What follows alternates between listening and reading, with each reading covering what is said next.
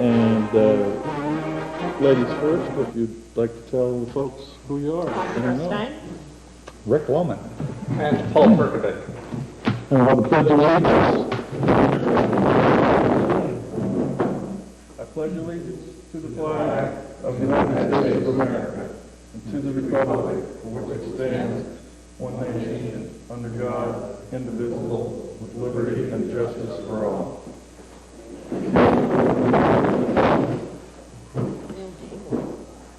Now, I'm sure when I screw up, one of you two gentlemen who have been here for so many years will That's what we have our correct me. audience And for. Laura, And I'll certainly be you more could than too, just for drill, right? And we have it on tape, too. Okay, so this is the public comment section. I was going to, well, we have, I don't know everybody's name, but since there's only a few of us here, I know that guy back there is Mr. Lundy. Hi, Mr. Lundy. Mr. Rice is here. Mr. Foyer's here. So I thought, and Mr. Camponio, is that correct? Sir, your name? And Barbara is here. So, I know that's probably not standard, but what the heck? Go for it. So that's who's here tonight, folks. Public comment? You didn't identify the worthwhile members of the press. I did, didn't I? Oh, I'm sorry. Thought I did. I was trying to take notes. Let's see. Oh. And we'll begin with public comment. And if anyone would like to speak, we didn't do the speaker slip routine today because I'm more democratic than anyone else. And if you have anything you'd like to discuss that's not on a regular agenda, do it now or do it in 2 weeks. Going, gone. Next item is our subcommittee reports. Mary is not here. We'll be talking about the budget later, perhaps. Item number 4. Mary is not here, so the Park and Rec issue is gone. Laura is here. Yes, Laura is here.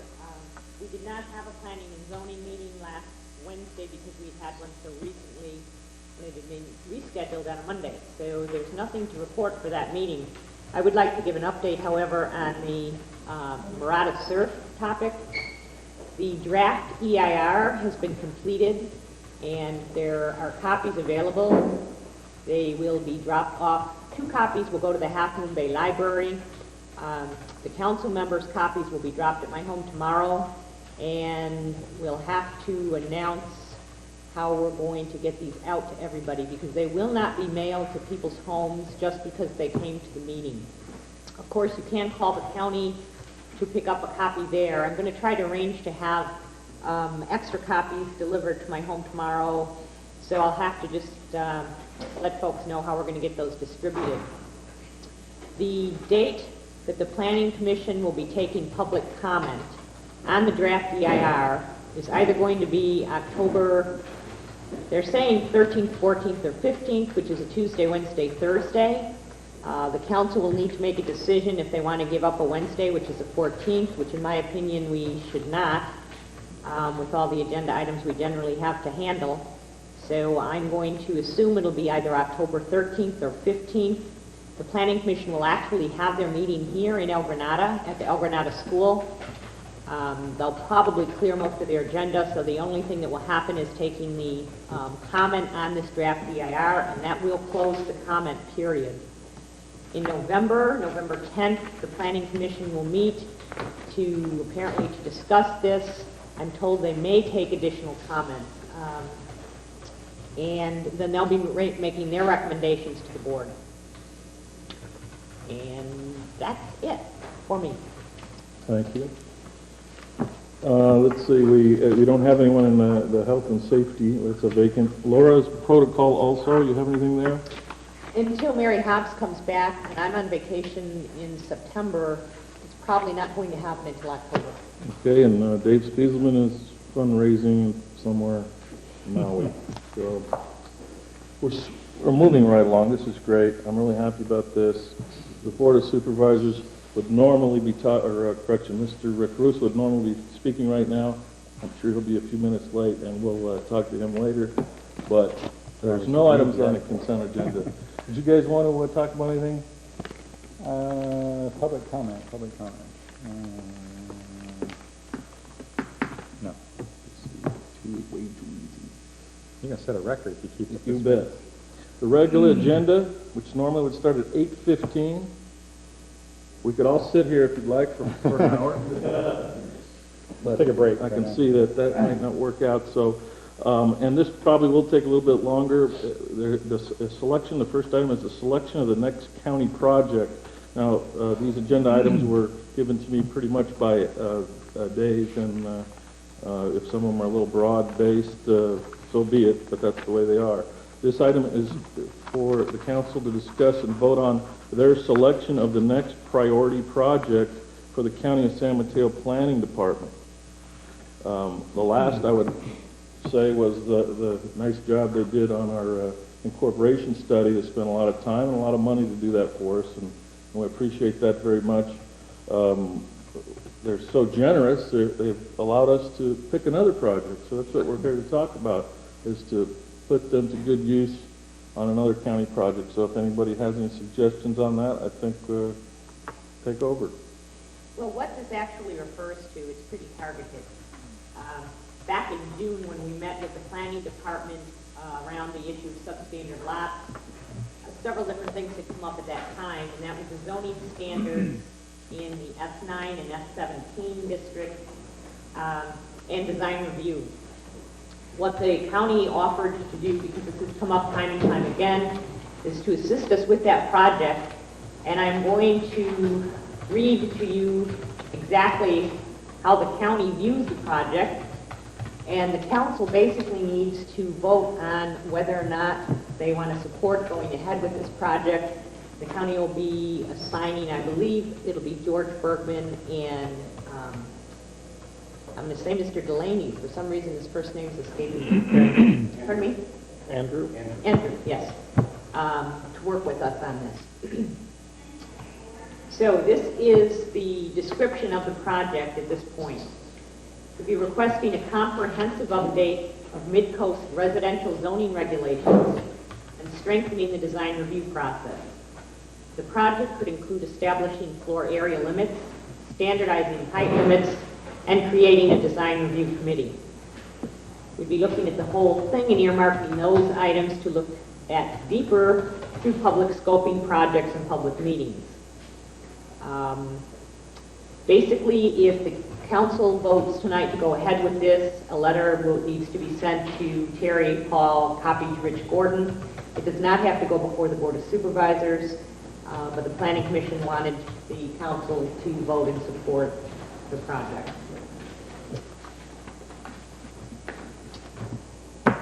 Does anybody have, people who have been involved in this, Chuck, you've been involved, and Paul, you have been there at the county for some of these discussions. Does anybody have any additional comments that might explain this better than I am? I think what, was it Paul Koenig said when he was out here was that they were willing to have a planning staff person work on a project, like half-time, was that the amount? On behalf of the interests of the community, but that they wanted us to give them priorities of the projects that were of most importance and to also demonstrate that there was significant community support for those projects. So I know that items that we've been talking about are the zoning standard review or the design review. And I think part of the challenge is for the council to determine that there is a significant amount of community interest and support in going through that process, which we probably need to figure out how we would do. Do you think it was limited to just those areas that you're talking about? No, I think that basically they were saying that they would take guidance from us as to which areas, since I think this is, over the years, one of the biggest areas of disagreement between the council and the county has been over some of their planning and land use decisions. And I think that this is an attempt to try to work with the community out here to improve the standards under which those decisions are made and to address the concerns of the local community. And it seemed to me that it was fairly broad as to areas that we might want to pursue. But those were a couple that came up that were pretty obvious. Well, my notes from our original meeting with him, there were four things. Zoning standards, specifically revision in S9 and S17. Right. Design review, which was change the standards in the process or change the method of administering it correctly. Waterfront development was one. And then create a new zone for rural residential zoning district. And the zoning district review, I think we were given some encouragement because the North Fair Oaks unincorporated portion of the county has just gone through a process where they have had a significant review of their zoning standards. And that involved significant participation by, I think it was Dave Holbrook on that particular project. So the county staff worked with the community in helping to draw up standards that help to maintain the character of that community. What was happening was that it's an area of relatively smaller homes, and they were being remodeled up to rather large building envelopes, or were being demolished and rebuilt, and that was significantly affecting the character of the neighborhood. And the community had developed a consensus that they wanted to put in daylight planes and some other things to help regulate the development there. And I think that was a precedent for what we might do out here if we want to pursue that. What was the last item of the four that you? You know, I think this was It in, didn't I have register. created a new zone for rural residential zoning district. That's why it didn't register, okay. Yeah. Doesn't What make does any it sense. Make that make sense, would you?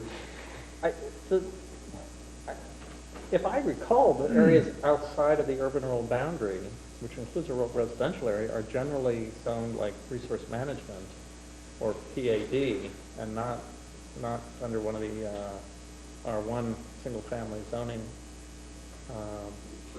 districts with an overlay that that specifies. I think this was knocked out. Yeah, I don't know if there was much interest in that. So that basically leaves us with what they're proposing. Well, and the reason they're proposing these is because We asked for it. We asked about. we asked about them and the issues that we're continually addressing when we're taking I always use the wrong term, I'm going to say planning permits or the building permits that we get. Right. We've gotten a substantial amount within Miramar, and that seems to be a real concern for people, is those specific zoning standards in that area. So, We can't just like go for a swimming pool or something? I'm for it. Are we allowed to, I know one of the items that's always a concern are things like the determination of real build-out numbers and potentials and things like that. To say, here are the real final numbers. I'm segueing into my item too here. Well, I was just going to say, yeah. Are we open to those kind of things, or, We could ask for that. I mean, if that's, I don't want to say that's the community's biggest concern, but, I mean, it's a whole different kind of topic than design standards. It's trying to nail down some final numbers, which everybody has a different version of, and everybody's ignoring. Yeah, and that that comes up That kind of continually. concept. So certainly, I think we can ask for whatever we want. We just have to determine here what it is that people, what the consensus is. Oh, I thought you were going to say something. Caruso walked in. Is Laura too? I turned the master gain down. Is Laura too low? Well, we were getting Joe fine. Okay. I didn't see anything else that worked out. Could we just take a quick break For Joe? to say hello to Mr. Caruso and just ask him if there's anything that he would like to report from the Board of Supervisors, since we're already into agenda item 1? I apologize for getting late. Someone. Good Samaritan that I am.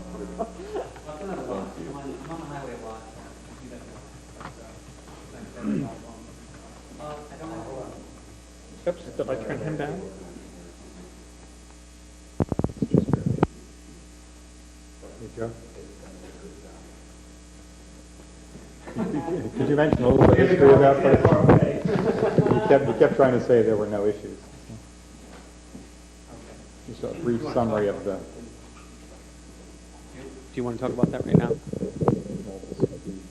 Do a quick summary explanation. The quick summary explanation of that is Supervisor Gordon said no, and we're talking about the soup saying no to the Marauder Surf, right? Correct? Mm-hmm. Supervisor Gordon, by the way, hi, I'm Joe Caruso. I'm with Supervisor Gordon. I'm the Coast Liaison and his legislative aide, and I'm back from vacation, so nice to be back. The reason he voted no, and I asked him about that, because many times people want to know why, especially about important issues, and he said, well, you know, it's no different than the nuns, basically. I had wanted the EIR on the nuns, and I wanted EIR on this, and then I'll make a decision, and it can come up again. And so I really would like to have an EIR done on it. It would be unfair for me to vote one way, and then because it's now in my district, to vote another way. So he was staying true to what he had voted for before, which is an EIR. And he bases a lot of that, his decision on that. So I'm sure there'll be an EIR done, and then he'll have a decision, and it'll come up again. Does that answer your question? Yeah, because I thought our concept when we did it here was lots is going to happen between now and November. Mm-hmm. So since it takes 5 or 6 months to get them on the ballot, that would stick it out there, and all these studies would have occurred. Mm-hmm. So when we got to the vote in November, they would have that kind of information. Right, correct, So actually. you can't wait till October 31st and still get it on the ballot. And that's why... And, you know, next year, and then the decision might be made by the time Right. the next election rolls around. And I believe that's the way it will go, but an EIR definitely needs to be done. And I know three other supervisors were voting that way because of the EIR. So it wouldn't have mattered if Richard voted. It would have been like it normally is, 1-4. But he did side with them, which usually is always 1-4, becoming one of my favorite numbers, 1-4. But the reason why he voted that way was because an EIR needed to be done. So, any questions of me? Did you get the question answered, the message that I left for you about the finances? Negative. Okay. You didn't? No. You got $3,000 in July, and you have spent 200 of that, of the 3,000. And so if you deduct that Was that 200, the copy machine? from the 3,000. No, the 200 was for an office, something about office supplies, and then also your cards, your business cards. And so those things totaled 197 something, but I rounded it up to 200. And that was in this year's budget, then you're saying? This year's That wasn't budget. last year, No, okay. it was not last year's budget. The only question I have is that After I said it would be in last year's budget. I've always had confusion about the copy machine. You see, I didn't know the copy machine was supposed to come out of the budget. It does. It's very expensive. It's one of your largest expenses. And I You need to thought know it that. was going to be, you know, the money and then the copy machine. Mm-hmm. Mm-hmm. So how much does the copy machine cost us per year? Do you know? I do not. I can't give you a specific answer to that, but I can tell you that the more you use it, the more it's going to cost because of paper. Although I've stocked you up on toner. Well, I mean, is there a basic lease cost? Yeah, there is a lease cost, but it goes with how much also you use it. I see. It's a good deal, but Do it's we have also a with some... ballpark here, you know, really rough. I don't like to do that. $29.99. Well, we have If a you want, budget I'll- item at number 4 is our budget. If you want, I will get that About- information for you. Sure, okay. Well, you got about an hour. Okay. I'm sure they're still working down there in Redwood Okay. City. Well, I'll give them a I'd call. appreciate it. All right, I'll have that information for you if you really want it. Is there a cheaper way to do it? Not that I've researched, no. You're in with not only the county, but also PMAC, Pescadero Municipal Advisory Council, and they also have a copy machine. And so that's what lowered the price. It doesn't go by like $100 a month. It goes by how much copying and how much servicing you need. See.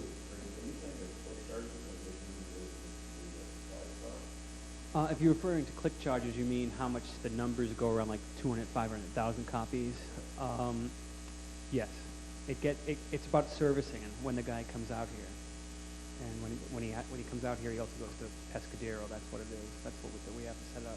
But you're in with a better deal because you're in with a lot of other copies that the whole county uses. So, any other questions? The paper is being donated.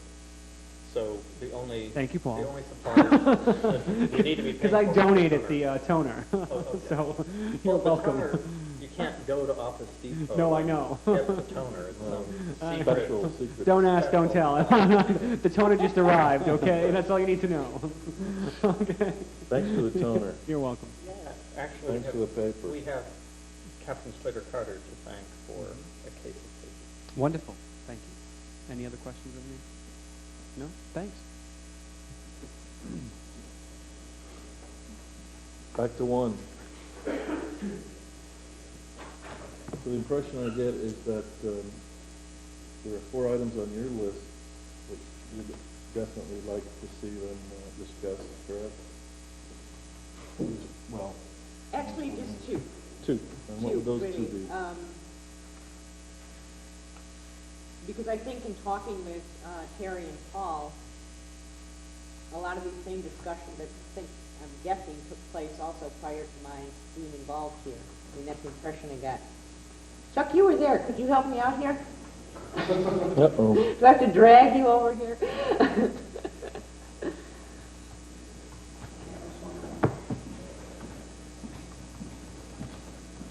I don't think I'm selling this very well.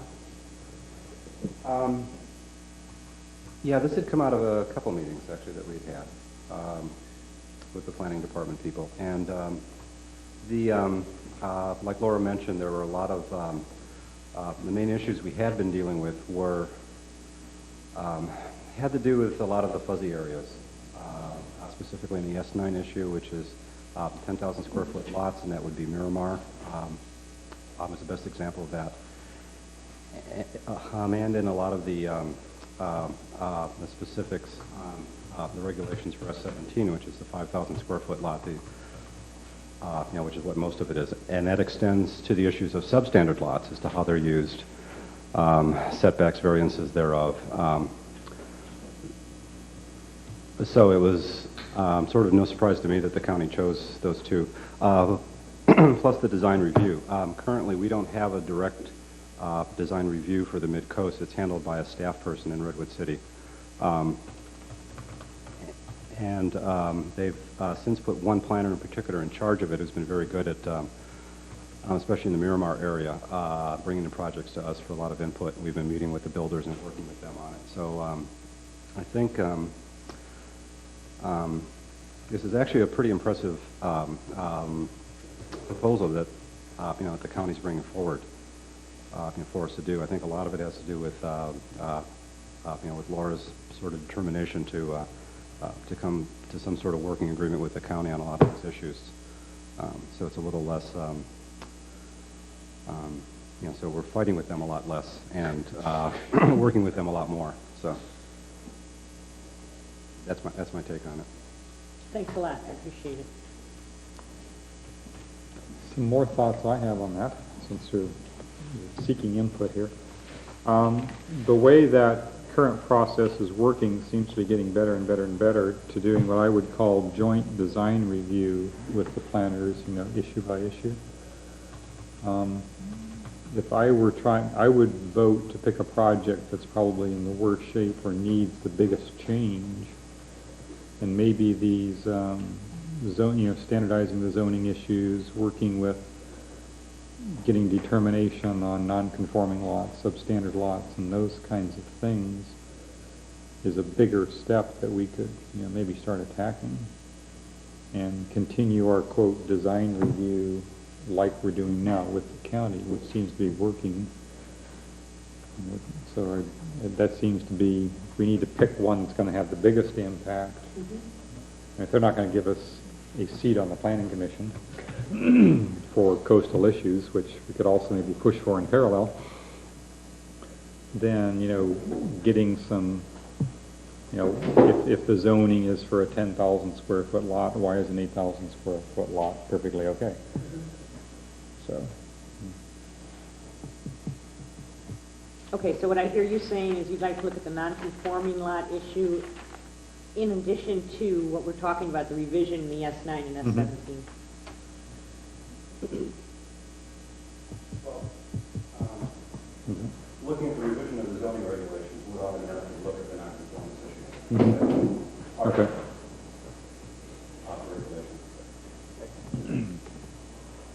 We have to keep in mind that opening the subject for a great deal of community input and review might result in tightening the specifications, but it might also result in loosening them. So it's not foreordained what the result would be. So, I mean, there are those of us who think that if you've got a set of specifications that are supposed to apply to a building you put on a conforming lot, that if you have a non-conforming lot, you shouldn't get a bonus. You should have to sort of stay within the same rules everybody else has. Right now, you get a bonus. You get reduced setbacks. You get the same height. And because you're closer to your neighbors, it affects the daylight plane and the view of your neighbors more than if you had a conforming lot and put up an ordinary-sized house there. But we have to keep in mind that there may be some forces who would argue that if you've got a smaller lot, you should get to put up the same number of square feet as someone who has a conforming lot. And so it could get worse from our perspective, or from the perspective of many people that have spoken on this issue, as well as better. So. That's a good point. What's your recommendation? I still think we need to find out sort of what the community sense is. You know, one of the things that the Fair Oaks people did was this daylight plane, which helped so that if you wouldn't be able to put up a 2 or 3 story building that also intruded in the setbacks, because it would go into the daylight plane, or at least it would have to have a reduced floor area on the upper floors. And I think I don't know all the details of the changes they made, but they went through a fairly extensive process that I think took roughly a year. Yeah, at least. With repeated community meetings, and the county did a mailing to all the property owners in the affected area. And it went through the Planning Commission. It was supported on a 5-0 vote. Joe, do you know what happened when it made it to the Board of Supervisors? Was it also supported by the board 5-0? This was a revision to the North Fair Oaks R1. Yeah.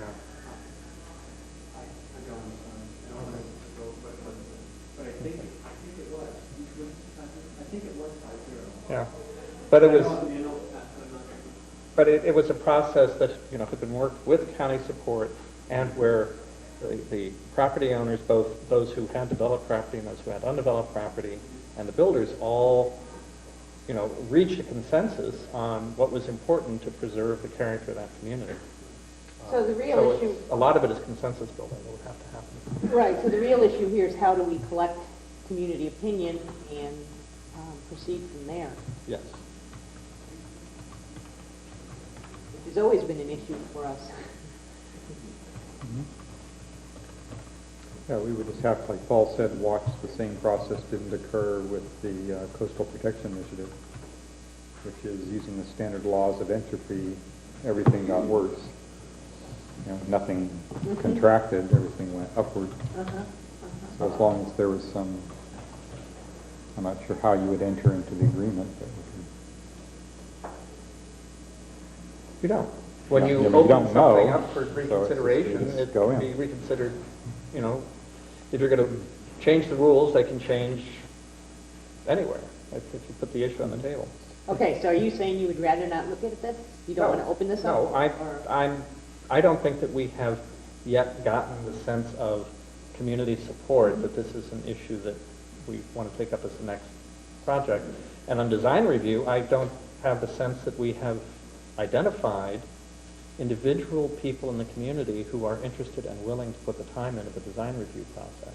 Yeah, that's a real concern. I know that the projects that come in for the Planning and Zoning Committee to look at, that we have difficulty getting volunteers to review all of those projects, and we get them at an early stage, and some research is necessary, but essentially you need a professional architect or someone who has genuine design experience, as well as community members involved. And if we are to ask for that, we really need to have in our back pocket some people who are willing to serve on such a committee. Well, no, that in fact is true, but I think that when we determine a method of, first of all, we're going to have to inform the community, obviously, prior to determining what the consensus is, that's at the point where we'd be able to look at whether or not, I don't think people even know we were looking at doing this project, so it's going to take some PR if people do in fact have an interest to locate folks. So I think that's the second step. So anyhow, how do we determine? I don't think we need to wait to determine what public consensus is on these zoning changes before we enter into the process. I would think we would do that as part of the process. I think there's a general feeling about, zoning from the community everybody understands, and we can start with that and start holding the public meetings and working out from there. I don't think we have to wait 2 or 3 months and have some ballots or anything. Well, in a sense, you have public meetings every time you have a P&Z meeting, correct? Has this not occurred up to this point where you've discussed, well, obviously it has, you have this information in front of you. At the last P&Z meeting where this was brought up, it was, people voted to go for this the way it's laid out. Laid out in the sense of the 5 items there, is that what you're telling me? Basically Down the to 2, two, right, the which is design down to review 2. and the zoning. And Rick wanted to include the build-out, somehow to include build-out numbers. Seems almost to me that would be something you'd almost have to do first, as you said, before you could almost do the other things. If you don't know where we are, If you how do slip you ask into for a anything? discussion of substandard lots, the first question they're going to ask is how many. How many? So if we could maybe work that into one big project, that's fine with me, and propose something like that to the county, and if they want to look at it and trim it down, then we can negotiate that. But I'd go for a big, important project. A bigger one, not Yeah, a smaller one. let's take those 2 or 3 big issues and see what we can get out of it. Okay, so what's our next step as far as you're concerned? I would support somebody else making the nomination, so I didn't have to write a letter to the county.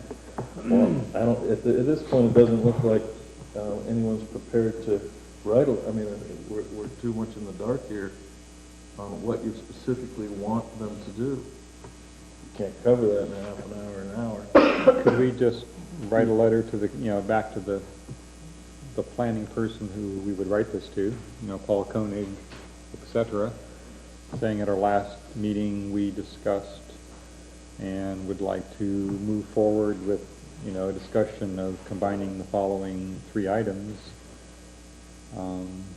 Please give us your feedback. Just get a starting letter out. My sense was that they wanted us to pick one and to work on one item at a time. And to put a package together and say, we'd like you to work on this one item. No, they have combined the design review process and the residential zoning regulations. They're seeing that as They the are seeing that project. as one, oh, Yeah, okay. I'm reading directly what George gave me as his description. I would say in that process, we can start up, as that process starts, we could say that's the subject. And Well, I then we think just that we work can- in the build-out number. We can also say we voted on doing this, which is we want to have the precise number of non-conforming lots. We want to go ahead with the Yeah. residential, looking at the zoning in the F9, F17.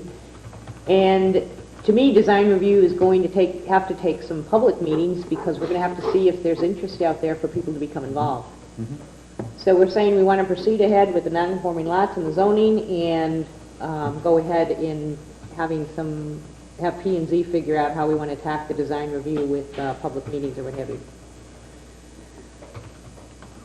That sounds good. Does that floor area ratio fall in there somewhere that you originally talked about? Yes, in fact, if he gives me my paper back, I can, I just wanted to put it in the minutes. oh, that's fine. He said the project would include establishing floor area limits, which is what you're talking about, standardizing height limits, and then creating a design review committee. One of the anomalies is that in the R1S9 area, which covers most of the urban mid-coast, we've got a 28-foot height limit, and the conforming lot is 5,000 square feet. That's a 17. I'm sorry. He said that's 9. I'm sorry, S17, which is most, in S9, which has a 10,000 square foot minimum, they get 36 feet, but there are substandard lots there, and if you can take a lot that doesn't conform to the 10,000 square foot minimum, and you get the 36-foot height benefit, you really are getting a bonus that someone with the same size lot in another area doesn't get. So it's really unfair for property owners that have a 5,000 square foot parcel in the other urban areas in the mid-coast who are limited to 28 feet, and a reasonable argument can be made that the same height limitation for a parcel that doesn't meet the zoning standard should apply in that. And that's the kind of change that I personally would like to see supported. Okay, do I need to make a motion? Yes. Okay. Is it necessary, is it not necessary for us to have any input from the community on this issue? Yes. Okay, But you can make so a motion perhaps first, make a or we can make a motion later. anytime, okay, would you rather I'll wait until listen the to the community folks speaks. here first and then make one? Leonard? We'll listen to what they have to say. We're slowing the meeting down. I'm sorry. Leonard Warren, El Granada. Real quick little bit of information for you while you're thinking of exactly what you want to ask the county for. There were 5 residential permits on the Granada Sanitary District agenda last night. Not a single one of them for a conforming parcel for the zoning district it was in. Not 1 out of 5. Our previous administrator was apparently hiding this information from us.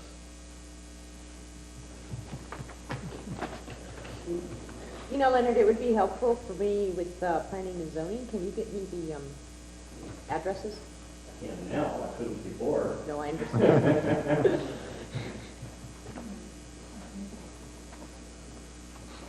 Anybody else want to jump up here and tell us how to rezone the coast?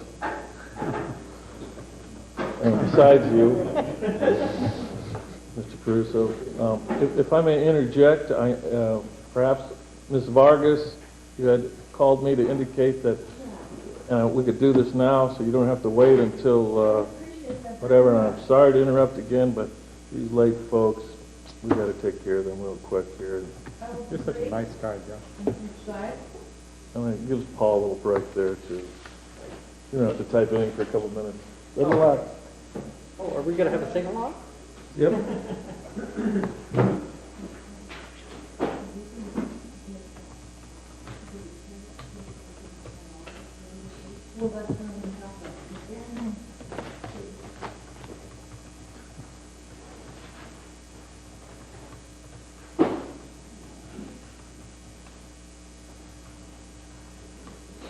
Good evening. My name is April Vargas. I'm a Montero resident, and thank you very much for allowing me to speak now. The Mid-Coast Council has a long and proud tradition of hosting a candidates night every time there's a major election in our area, and as we know, on November 3rd, we're facing 3 important races on the coast side. One will be to elect some new trustees to the Cabrillo Unified School District, to elect some new commissioners to the San Mateo County Harbor District, and to vote on Measure F, a decision whether or not the coast side would like the Mid-Peninsula Regional Open Space District to expand to the coast side.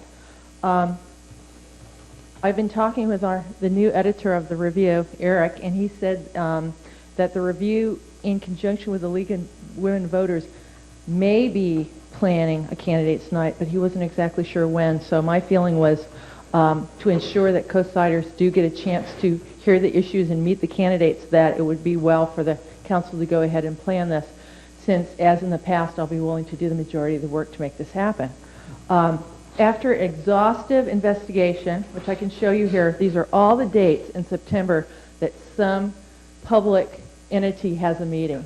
I went through all of them, particularly for the school district, the harbor district, this body, and also the Half Moon Bay City Council, and there are a number of special meetings scheduled.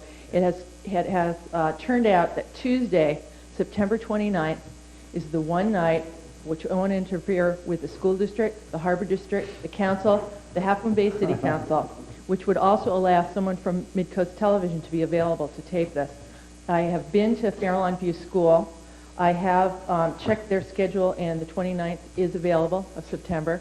I already have the form to fill out to put in to reserve it. So what I'd like from the council tonight, first of all, is a decision from you if you would like to go ahead with the candidates night. Second of all, if Tuesday, September 29th is acceptable to you. And a couple other things. Because a couple members sitting on the council are actually candidates, but our current chair of the council, Mr. Spieselman, is not, it seems like, as we had done in the past, we could have the chair moderate if that were acceptable to the members of the council, rather than having the added expense and time of getting the League of Women Voters involved. So it seems like in the past when we've done that before, I know Rick has acted as moderator before, things went quite successfully. A couple other questions I would ask help for if you decide to do this. Paul Perkovic has always been very gracious in making the name tags for everybody, the place cards, and also the title of each race that we put up on an easel so that the camera can focus on it in between. It kind of acts as a segue between races. So if you'd be willing to do that again, I think that would be great. And also this time, if two of the council members would be willing to come early and help set up, because I'm usually in a situation where I'm lugging bags full of bottled water and various other equipment. So that's basically what I'd like to propose. I will be happy to draft the letters to all the candidates, get all the candidates' addresses, and have David sign them when he returns. This is something I think it would be well to move ahead with soon, so that everyone has ample notice of the event and hopefully can plan their schedules accordingly to attend. And unless there's any desire to the contrary, I'll be willing to put my name as the contact person, as I've done in the past, to discuss the event with any candidates who might call, give them directions to the venue, etc. So what I'm looking for tonight is a decision, if you'd like to proceed, if September 29th is okay, if two of you will help me carry the bottled water, and if Paul will make the name cards. Thank you. I second that motion. Boy, she's got that packaged up, so it's no loophole. I'm curious what's wrong with Wednesday, September 30th, which is also a fifth of the month? What's wrong with Wednesday, September 30th is the Harbor Commission is having a special meeting. Okay. That all their members were advised not to miss. Okay. And since there are several incumbents running, that didn't seem fair to me. Okay. They wouldn't be able to attend. And you mentioned just CUSD and Harbor Commission and Measure F. And Measure F. Are there any other countywide or regional races that we might want to include? I don't think this is a community college district year or... No. What I will do is when I call, should you decide to do this, when I call the elections division, I'll get a complete printout of every race. My understanding is it's mainly school board races, some city council races this time too, which of course we don't really get involved with here. And that seems to be the majority of it at this point. And there's a couple other measures on the ballot. One I think has to do with something in San Mateo County, San Mateo High School District bond, and then something in East Palo Alto, which again we're not going to be voting on. Okay. I would like to support including any race that we would vote on in the Mid-Coast. So if there are others, Okay. I don't want to have it let you know. excluded from the motion that we're about to adopt, even though it's not on the agenda. It's pretty open-ended. Can we add this as an emergency item? Or should we add it to the next? We'll just throw on the consent one next time. Should we put it on the next? I mean, if everyone were to go, yeah, sure, that's okay, on the 29th, I mean, that wouldn't bother me. But I think we should do that in case something pops up. So that'll be on the consent agenda. For the next meeting. Next meeting. Is that okay? Yeah. So are you? If we're all going to vote for it, April. Yes, So sir. are you empowering me to proceed? Well, let me So see you what need an Leonard answer would like to say. I prefer it. Normally, the chair has discretion, well, under Brown Act, the chair has the discretion to schedule special meetings, if declare a special meeting, and you set the date right now. I'm with you, whatever you want to do. Okay. Well, thank you for that vote of confidence. And See you on the 29th. okay, great. Thank you. Okay, Joe, I know you're trying to get away from my topic here, I'm sorry. We were writing the letter. but I won't let go. You were writing the letter, excuse me. Well, we need to get public comment, yeah, on what their thoughts are. Once again, this is, just to refresh your memory, revision in the S9, S17 zoning standards, looking at the full number of conforming lots and design review. Sounds good to me. There is no public comment? Nope. We already tried that. Wow. Okay. Well, then I will go ahead with my motion, which would be to draft a letter to Terry and Paul and a copy to Rich that we want to work with the county immediately in establishing a time frame for the project, which would include totaling the number of non-conforming lots on the coast side. We want to revise the zoning standards in the S9, S17 area. Those two we want to proceed ahead with. The design review, we want to have community meetings to collect input as to whether the community wants to proceed ahead with that one. I wasn't typing. That's okay. No typing. Okay. So, are you up? Slacker. This is just what I said before, prior to Joe's interruption. Interruption. So, Are you stopping? I'm stopping now. I'll second that. Okay. 6 seconds. All in favor? Aye. Aye. Okay. That seems to pass. Now let's roll on to number 2. Mr. Woolman will discuss the Measure A growth control issue. I'll try to keep us an hour ahead of schedule. Very good. That's right, we're an hour ahead of schedule. That's right, keep that in mind. Dave, wherever you are. Probably call upon Chuck to do this. Okay.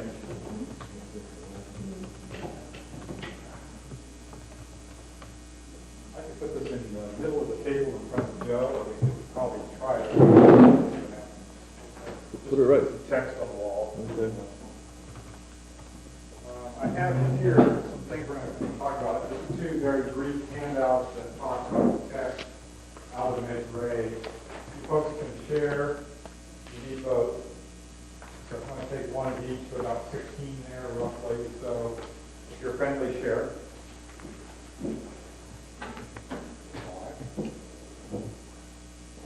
I volunteered to be the sponsor for this, sort of on the thought that we would have lots of other speakers who knew all about this issue. We have a couple people who have volunteered to talk about it from several different aspects tonight. The discussion centers around some wording out of Measure A, which was passed years ago by significant margins by the county. And we're going to discuss 2 sections out of that and its applicability to several critical zoning issues like substandard, non-conforming lots, and things like that. So this has also been heard in similar fashion at the Granada Sanitary District, and Sam Caponio is going to report a little bit on that, and other people can contribute. The text of the 2 items we're going to talk about tonight, I assume copies are gotten around out there.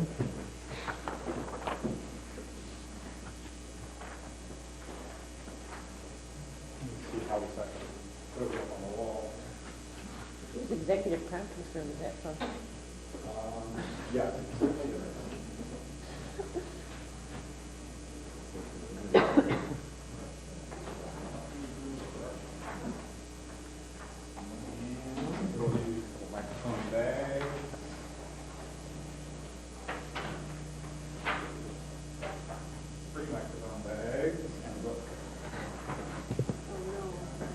You can't read during the presentation.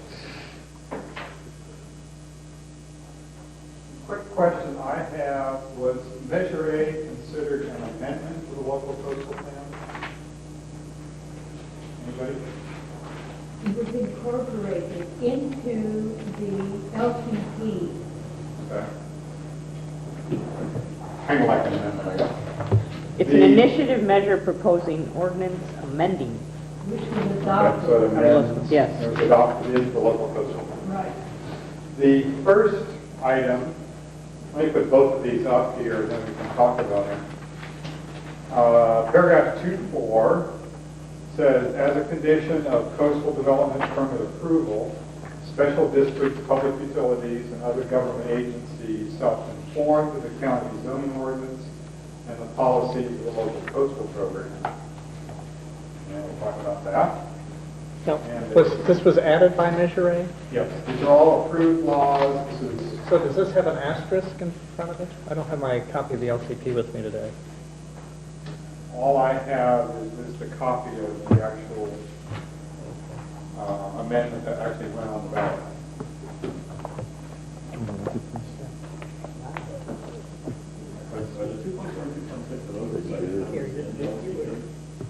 These are the section numbers of amendment. They're the section numbers in the LCP. No, well, that's the section numbers in here. That's why I was checking. And they do have asterisks, which means they cannot be modified by the Board of Supervisors without a countywide vote. So these are law. The other thing we'd like to talk about tonight briefly is capacity limits. This says limit development or expansion of public work facilities to a capacity which does not exceed that needed to serve the build out of the local coastal program. The basic theory behind that is, let's say you were going to add 3,000 more houses to the entire area, then you could not put in a sewer plant that had 6,000 house capacity just because you wanted to have a little extra.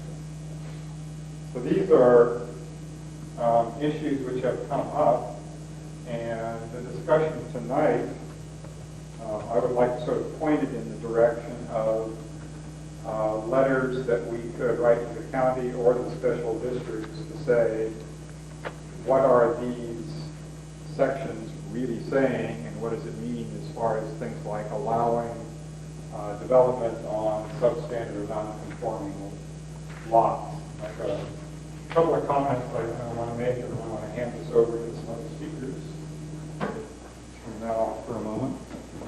Some of the critical things that have popped up. Thank Kevin for Post-its. Were some other aspects of this are the State Subdivision Map Act.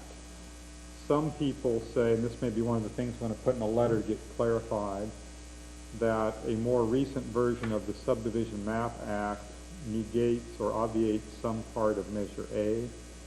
Other people say, no, it doesn't, because this was voted on by the people in the county. Comments were made when we were talking about, I believe, when we were launching our program and the little study they did for incorporation annexation. I believe it was Paul Koenig and or Richard Gordon said that non-conforming lots were not included in the original build-out numbers when the LCP plan numbers were devised. So part of the confusion and controversy is around if non-conforming lots or substandard lots were not included in the original numbers of the local coastal plan, then, according to this, the county and other planning agencies should not be approving construction permits on non-conforming or substandard lots because they're not included in numbers. The net effect would be at the end, if many homes were built on substandard or non-conforming lots, then when we got down the road a bit, we would eventually reach build-out numbers, and many folks who had conforming lots all along would be cut off from future building. So that's kind of the general atmosphere in which I agree to bring this up for discussion, and how we would word letters to the various special districts and the Board of Supervisors. I'd like Sam, if you wanted to say a few words of how the similar discussion went last night and any issues that came up then that might be relevant to a letter we might write also. Sam Caponio, Granada Sanitary District Director. We had a long meeting last night on this particular issue, and what we were trying to do at the meeting was to find out what these lot sizes were. We have no process in store right now that handles that.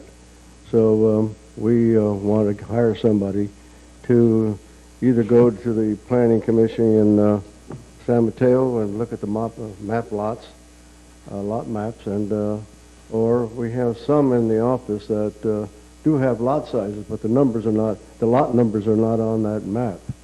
So it's going to take some time to do that. We did pass the resolution last night. It reads, "The district shall have the services of a qualified person or firm to conduct search of the San Mateo County records to make any other investigation or inquiry as may be reasonable, necessary to determine, ascertain, and inventory all individual conforming, non-conforming residential lots existing within the service area of the Granada Sanitary District." So we passed that last night. And we're in the process of hiring somebody and go out getting that. We have 60 days, I think we gave 60 days to do that. I think it's for the meeting of October 19th, 1998. May not be exactly 60 days, you said it for Okay. Okay, well, right, it'll be for the second meeting, the second month meeting of October 19th. Is that for the selection or for the determination of everything? Well, the result, we hope the results are in by that time. I don't think it'll take that long, but we hope, If I could regroup that, did you say that they're going to count all the conforming lots? we're going to count all the lots in the district And then and say separate the conforming and non- non-conforming and the lots from the other, and we'll know what the numbers are, so when a person applies for a permit, we know what that number is, and if it's non-conforming or a lot way, then they're not going to be able to get a permit. We're going to let the people with a conforming lot be first, and then after that, those numbers of these people are taken care of. If there's any service left over from the sewer plant, well, then the non-conforming lots may be able to be served. I don't know if people want to do that or not. I think it'd be a vote of the people before I would want to process that. I think anything that's very important as this issue should go before the vote of the people. Like the sewer plant expansion, I thought that should have been to the people. They used a 1913 law that gave the districts the power to tax, and 218 took care of some of that, but they still left a gray area for the districts. Thank you. Sure, thanks. The GSD has started our project. Sounds like Yeah, it. Leonard? But that only covers that one area, Just correct? not a sanitary district, right? We need help So if we piggyback. could get Paul to convince Paul to do it, Montero too, yeah. Sanitary District. That's Leonard. Leonard Warren, Granada, president of the board of the Granada Sanitary District. I want to make a slight correction to one thing that Sam said. We don't know whether we will be able to provide service to non-conforming lots. That's the purpose of the count. The decision will be made after we see what the numbers are, because if as the county claims, the substandard lots are taken into account in the build-out numbers, then there may not be a problem. If providing service to the substandard lots would cause the build-out numbers to be exceeded, then there is a problem. As far as the standing with the Subdivision Map Act, that's been brought up before. The information that I have is that the Coastal Act and the Subdivision Map Act have equal standing. Neither one overrides the other necessarily by default. And in particular, the Coastal Act has generally been interpreted to override all other laws. The Coastal Act is very specific, and it's extremely difficult to have any law in California that supersedes the Coastal Act, and I believe that if this goes to court, and I expect that it will, the Coastal Act will prevail. Why is this significant? Measure A caused an amendment to the LCP. The LCP, by definition, is part of the Coastal Act. So I think we're on firm ground. Our council researched this for a month, and we'll have to see what the results are. Right now, it looks like we may be able to get significant assistance from the engineering firm, which has a lot of records. Yeah, Leonard, real quick, did the discussion start around, I'll just summarize and say that we will do this because of the provisions of Measure A? Was that brought in as the reason for the basis of your action? Well, we got the letter that was sent to, I'm not sure I remember all the places it was sent to. It was sent to the two sanitary districts, the city, the Mid-Coast Council, the Board of Supervisors. As Barbara previously mentioned, it was printed in the San Mateo County Times. It was also sent to the Coastal Commission. So basically, in looking at the letter, I directed council to come up with a response. What should we do in response to that letter? And the ordinance that was discussed and voted on last night was the response that he drafted. I got a call from Judy Taylor today. She left a message. I didn't speak with her. And my guess is what she's discussing here she may have brought up last night, and I couldn't quite get it straight. She noted that there's a policy on non-conforming lots which was certified by the Coastal Commission in 1995, and she gave an ordinance number and suggested that we do further research before acting on this. Has this been brought up anywhere else? I'm not sure what the... Well, she mentioned it last night, but if it really was approved, and I have unconfirmed information that it was not approved by the Coastal Commission. If it had been approved, I would hope that our council would have seen that. Our interim council has a lot of experience with coastal land use issues. 1995? So, She may be referring to the no, she may be referring to the change in policy that allows a parcel of 3,500 square feet or more to be developed with a use permit rather than a zoning variance, as I recall. That's about the time that proposal went over. that was that long ago? I thought that was only about last year, when the county was told, you can't issue that many variances, so they said, okay, fine, we'll call them use permits. I'm not sure the dates. I kind of thought it was like early to mid last year, but I could easily be wrong. Well, she did give me the ordinance number. Yeah, so we could look that up. If you could email that to me, I'll fire up my web browser. Okay.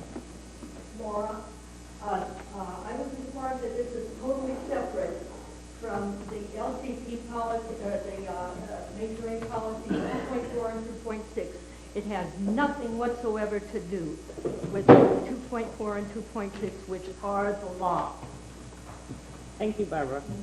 Well, and that's an interesting point. If it's county policy, if it hasn't been incorporated into the LCP reigns supreme.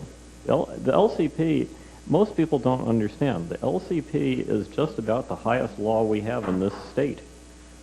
And, any other policies, if they haven't been incorporated into the LCP and approved by the Coastal Commission, they're irrelevant. We also got a letter which I forgot to bring with me because I didn't have any extra copies. Got an interesting letter from Paul Koenig on this subject. The county has a significant interest in trying to stop what we're doing. And he really pulled out all the stops in his letter. If the council would like, I will... Council would like. I don't know if it's in the car. You want me to run out and look and see if I can get copies made here? Sure. Okay. Thanks, Leonard.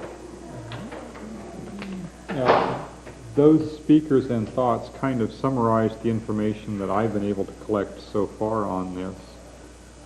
My thoughts were moving this toward a letter written to the county and again to the special districts, basically reiterating a lot of the comments that were just made and asking them to conform to Measure A and the local coastal plan, or explain, why not, basically, so we can get, are there legal issues behind this? And we've had several permits come through us. I would like to tack those comments or reference that letter in all of our correspondence to the county until this is somehow resolved. Kind of that. Do we need Thoughts so some far? kind of, oh, I'm sorry. I didn't see you there. Paul had his mouth open, ready to go. I'm trying to summarize what Rick said because I was filling in another blank here, so. You were playing a game? No. I'm not prepared to, I think we need to do more research on this. I know the Montero Sanitary District wrote to the Coastal Commission 2 years ago expressing concern that under the county's interpretation of substandard lots, there was a potential to far exceed the capacity we had available in the district. And I think that that was a large motivating factor behind the county's revision of the substandard lot policy, where they now are requiring lot merger as a condition of development. And I'm willing to see if they actually follow through on that. And I think that when there are substandard lots adjacent to other vacant property, that it's appropriate for the council to ask the county to require that the contiguous parcels be acquired by one party or the other so that they form a conforming parcel and that they turn down development requests otherwise, which, is that the substance of the letter you want to write?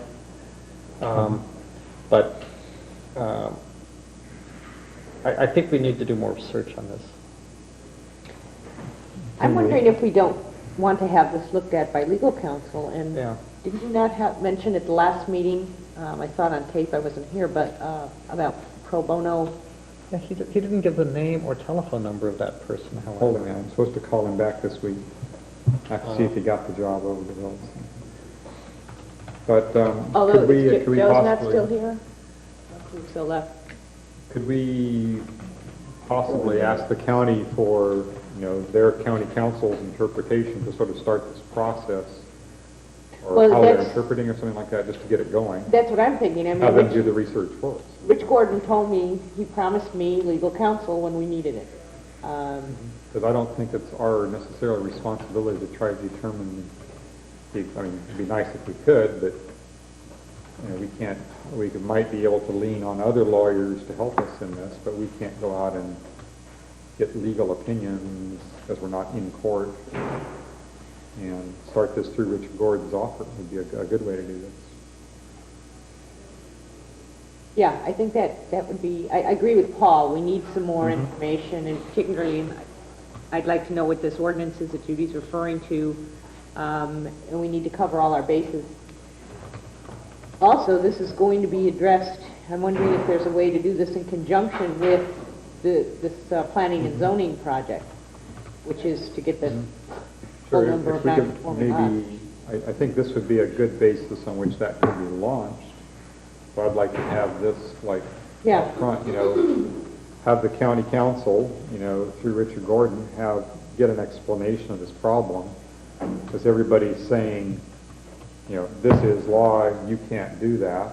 And meanwhile, stuff's just happening. It keeps going on, yeah. So we could have them start the process to say, under what interpretation are you doing this? Just to get that going, and maybe they have a perfectly, sound, track of, reasoning why they can do this, and then that can be presented to other people like the Coastal Commission. Now, I don't mean to sound pessimistic, but this is always a question I have. Is county council going to be giving us a, how shall I say, unbiased view I would anticipate county council would support the current rationale that is used in doing what they've been doing. Yeah. So you need an independent attorney.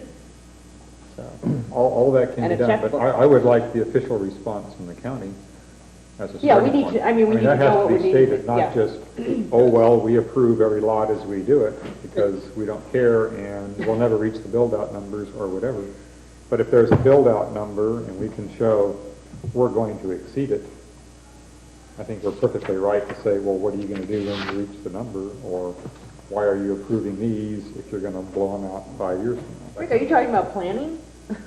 well, I think it's quite obvious what the county would propose to do. If we're going to exceed the build-out number, they'll just amend the build-out number. I mean, they've got a proposal before them right now which says, go in and change the build-out number. And if they set the precedent of going in and just changing the number willy-nilly, there's no reason to think that they won't go in later and change it willy-nilly again. So, I mean, if we believe that the build-out number is an absolute limit based on the carrying capacity of the coast, and that it was based on property ownership at the time it was determined, then we need to figure out how to get the county to stick to that number. And if we believe that it can be expanded as much as anybody wants anytime they want to ask for more, then it's a meaningless number. There was an interesting thing on NPR this morning about Martha's Vineyard, where our president is vacationing, and it was talking about how the residents in Martha's Vineyard are concerned about some of the same issues we hear. They're running out of water. What used to be a 15-minute trip across the island is turning into an hour-and-a-half ordeal. They have sewage problems and resulting impacts on the island. And they just keep approving more and more development. And, you know, you can take the approach of you take a beautiful spot in the world and you overdevelop it until you destroy it. Or you can at some point say, that's enough and we've got to stop there. And if we believe that the LCP numbers under the Coastal Act establish limits that preserve the coast, then we've got to ask the county to hold to those numbers. And if When we is it- believe that they can just be amended all the time, we'll be in the same position as Martha's Vineyard, which is gradually deteriorating quality of life, like the rest of the U.S. As a brief aside, when is that coming before the board? That's part of the Marata Surf application. Oh, The Marata Surf okay. application says, here is a parcel that has entitlement to 1 Oh, density okay, credit, yeah. and we want 35, so up all the numbers by 34. And, you know, if the county is going to entertain an application like that and approve it, and if the Coastal Commission certifies it, then none of the numbers in the LCP have any validity because they can be changed anytime somebody has the motivation to do it. So it turns out Measure A did not make these tables things that cannot be changed without countywide approval. Now, I think what could happen is the result of all this could be, you know, another coastal protection initiative. If these legal counsels and opinions come up with the statement that, you know, they could just keep doing this, then that might put enough fear into people that, hey, you know, the local coastal plan is just a law, and technically the Board of Supervisors can change it by a single vote anytime they want to. That if we want to control our destiny, we need to put another coastal protection initiative out, which would close all the loopholes again. So, Barbara, you have to, we'll be called on, okay? Well, you've spoken already. We'll have a gentleman who hasn't spoken yet on this issue, Mr. Caruso, but then you can speak after Mr. Caruso. Barbara. Hey, Barbara, please, don't make this any more tough on me than it is, okay? Mr. Caruso, then you can speak, all right? Like the general plan, Yeah. revised down. I was outside working with something with the Sheriff's Department that someone asked me to do here. So, but I heard your comment about county council. I need to reiterate 2 things. First and foremost, Supervisor Gordon has always said preservation of the coast is the utmost important thing. I think I've regurgitated that many times. I believe that too. And Paul, I've been to Martha's Vineyard, and I lived in Martha's Vineyard, and you're not. No, that's another one. I visited Martha's Vineyard when it was a decent place to visit. But, Yeah, well, it's still nice, but I understand the concept of using Martha's Vineyard. It is a beautiful place. It was just because it was on KQED this morning. No, as yeah. an NPR segment, and I thought it was very timely and relevant to our situation here. Right, I Wasn't agree. deliberate. No, I know, I'm teasing Paul. But with that said, county council is at your discretion. I'm sure they will take a look at it. I'm sure they will give you their legal, skew on things. I'm sure it will be introspective, and it will be very, very above board, and it will be, as I know our county council is, thought-provoking and very, very to the letter of the law. And he'll just tell you exactly how it is, whether it can be changed, whether not, and what his interpretation of that is. And that's the finding about that and about the LCP. Things do change, but not without some work on someone's behalf. What would be the best way for us to have this review to make this happen? Who do we need to address to get this rolling? I think if you just want to call me or ask me to do that, and we can then call county council and have him look at it. Either he or one of his members will look at it. And then if you want to, after he writes back what he thinks that the interpretation is and what your question is, then we can sit down and he can discuss it with us or with you and alone, or however you want it to work. I think it would work best if you go through our office, we ask, get it ready, have him take a look at it, pontificates it, brings it back and says this is what it is, and then you say, okay, that is our interpretation, thanks, that's not, we want to change different paragraphs, and then we can all meet and discuss that. And I think that would be the best way. He's very open like that. And we've said before that county council, of course, is at your discretion. And I don't think this would be that time-consuming of a project. Great, thanks. Thanks a lot. I look at this as kind of a complex letter. I'm willing to volunteer to take this maybe to the, either offline to the Planning and Zoning Committee to craft a letter and bring it back to our consent agenda item, or I think crafting a letter tonight is going to be tough. Yeah, I agree with you totally. Why don't we just... We can sort of gather those concepts and later bring it back to the council to sort of vote on a formal letter, not a consent agenda item, but say, here's the result of our offline discussion. We think this brings all the thoughts together. So you want to move this a couple of weeks away or a month away or what? I would, I can't think of the name right off the top of my head. How about 2 meetings? I'll wait 2 copies. No. Because I didn't want to hold on too much. We do it real quick next week? 1 second, Leonard. I want to make a suggestion.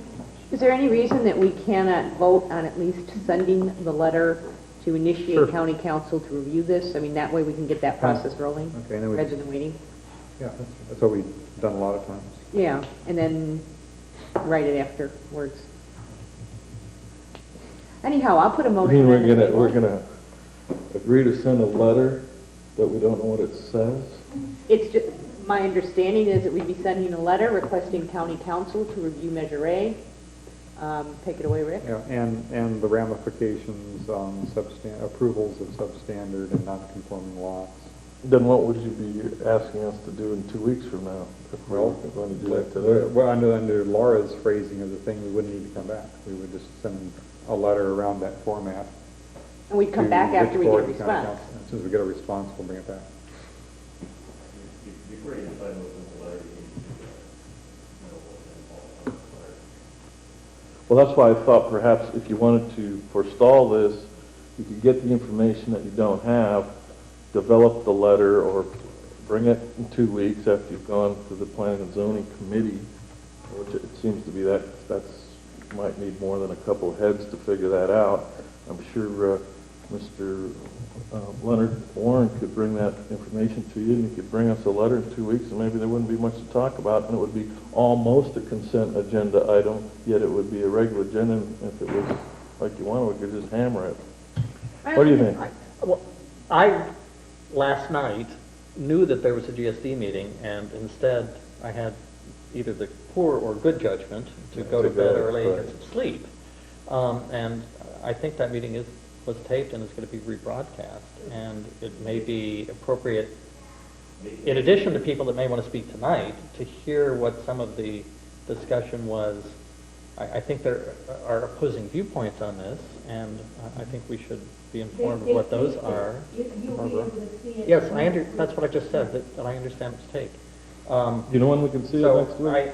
I don't think by asking county council to review this and the rationale, which is something I'm facing continually when I'm getting these permits through P&Z, is taking a stand on anything. We're just Well, what are you asking them to review? Measure A. The entire measure you want them to review? No, in terms of the portion of it, here is Just the 2 point, the portion of it which is allowing, how are they allowing the building on non-conforming lots? It's in direct conflict with this. I really suggest that Okay.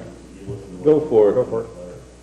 Here's one copy, and I'll hand the other copy further down the line. The letter has,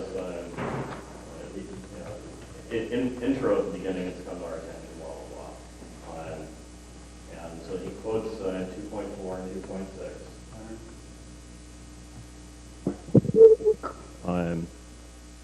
Is it really that directional? I didn't realize. Okay. So he quotes 2.4 and 2.6, then refers to San Mateo County zoning regulations, section 6133, establishes the procedures for approving development on non-conforming parcels. And he says they were certified by the Coastal Commission on June 14th, 1995 as conforming to the Coastal Act, and therefore thereby became a component of the LCP. Now, one of the interesting things in terms of what the county building department's been claiming for build-out numbers in relation to substandard lots, this is very illuminating here. He says, local coastal program build-out was calculated by combining vacant subdivided lots into 5,000 square foot parcels. It appears that this methodology did not count a 2,500 square foot lot in separate ownership, but likely counted 3 2,500 square foot lots in common ownership as one 7,500 square foot parcel. With such an approach, the LCP build-out figure may be lower than if every parcel were exactly 5,000 square feet. What? His conclusion doesn't follow from his statements. He's got it backwards. No, he doesn't. Well, I'll give you the other copy and we can study this some more later.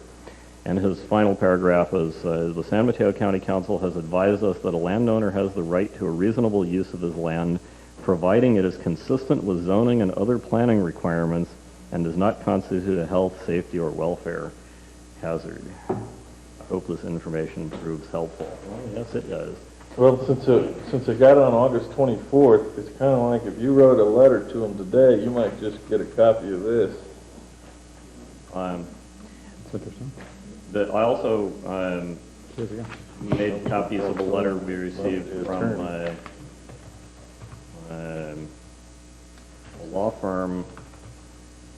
It's a little hard to summarize exactly who this is, but you can look at it. It's basically in reference to development in Princeton. One quick comment I need to make that I didn't make before. It wasn't clear from our agenda item, and in fact we had to modify the ordinance on the spot to make it apply only to residential. There was a significant concern about it applying to commercial property in Princeton, and since commercial property isn't in the build-out numbers that we're concerned about, we made our ordinance apply only to residential property. I'm perfectly willing to bring a letter in next week. Okay. So we're Laura, since I'm willing to bring a letter in next week. And just if you agendize it for next week. Just let them see, for all the folks who weren't here. And It just feels way too slow to me. Oh, now, Laura, listen now. I mean, some things are too slow for you, some things are too fast for you. That damn stoplight was way too fast. Still not here. So, he's just offering to bring in to do the work, and you know how it's going to be. He's going to throw this letter in front of us, and we're all going to agree to it, and that'll be that. But at least it'll give him a couple weeks to figure it out, especially in light of this letter that Mr. Warren was kind enough to give us. So would we postpone this for 2 weeks? At least. Well, Okay, then do we need to bring this to P&Z? Did you have something? Yeah, can I be recognized on that? yes, sir. sure, sure. Bill Duro from Miramar. I have a copy of the letter that he's referring to in that. It's the June 22nd, 1995, from the California Coastal Commission to Mr. George Bergman, subject Commission Action in San Mateo County LCP, amendment number 2-95. on June 14, 1995, California Coastal Commission approved the San Mateo County Local Coastal Program number 2-95, subject to modifications. Modifications adopted by the Commission are the same as those contained within the staff report for this item, with the exception of the suggested modifications to the portion of the amendment regarding water connections for the residents with failed water wells. As previously discussed, the county planning staff, the suggested modification to this portion of the amendment were revised to indicate that the implementation of the water fixture retrofits would be implemented by the Coastside Community Water District. These revisions were included on pages 11 and 12 of the enclosed staff report, which I don't have, which was adopted by the Commission at the June 14th, 1995 hearing. As required by the Commission's administrative regulations, San Mateo County must submit a resolution acknowledging the Commission's action and accepting the terms and modifications of this Commission's certification within 6 months of the Commission's actions. The subject amendment will become effective once the Executive Director determines that the county's resolution is legally adequate and reports this determination to the Commission at its next regular scheduled meeting. So I'd be Summarize that for me, Mr. Yeah. I don't know. I just know that's what he's referring to because I have a copy of that came from the county building. Well, you read it. What do you think that means? You've had more time to study this. You just didn't come up here to read that to us, did you? It was a question that came up. I don't have the attachment that came there, and it's just that I had the facts from the building and planning, so I thought I'd share it with you. Thank you. Next. Joe? Yes, ma'am. Okay. One more time. That is completely separate from policies 2.4 and 2.6 that are the law and are incorporated in the LCP. That is a totally separate issue from these policies 2.4 and 2.6 that are the law. Thank you.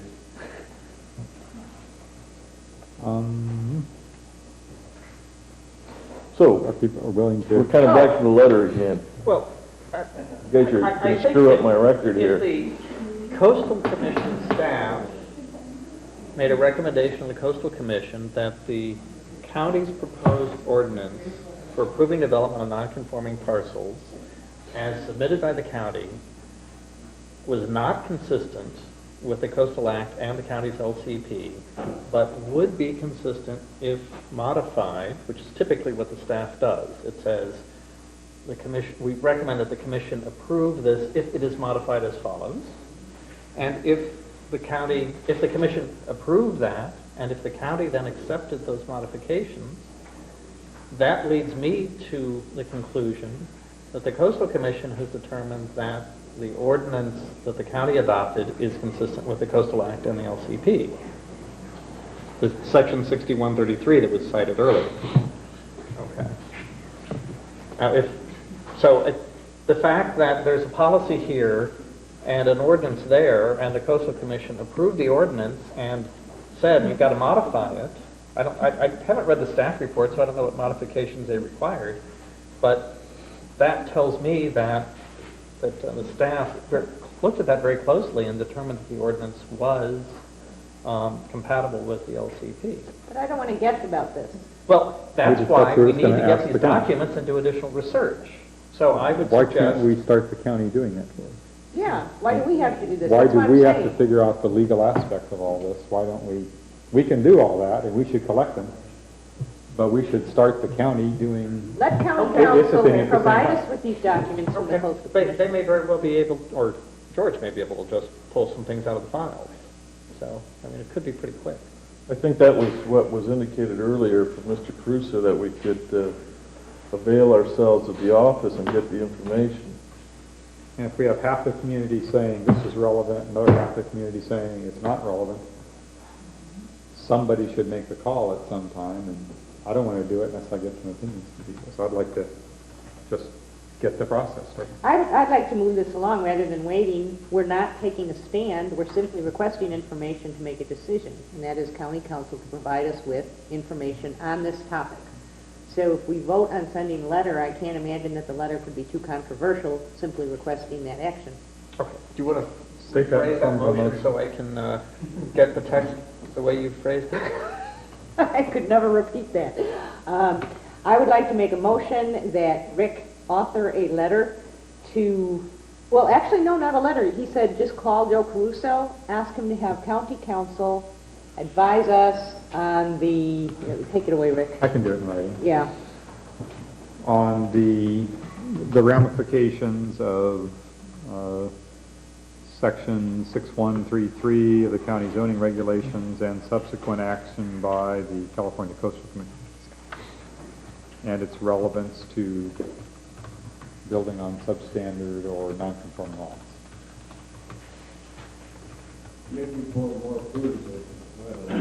Right, I said he's going to write a letter.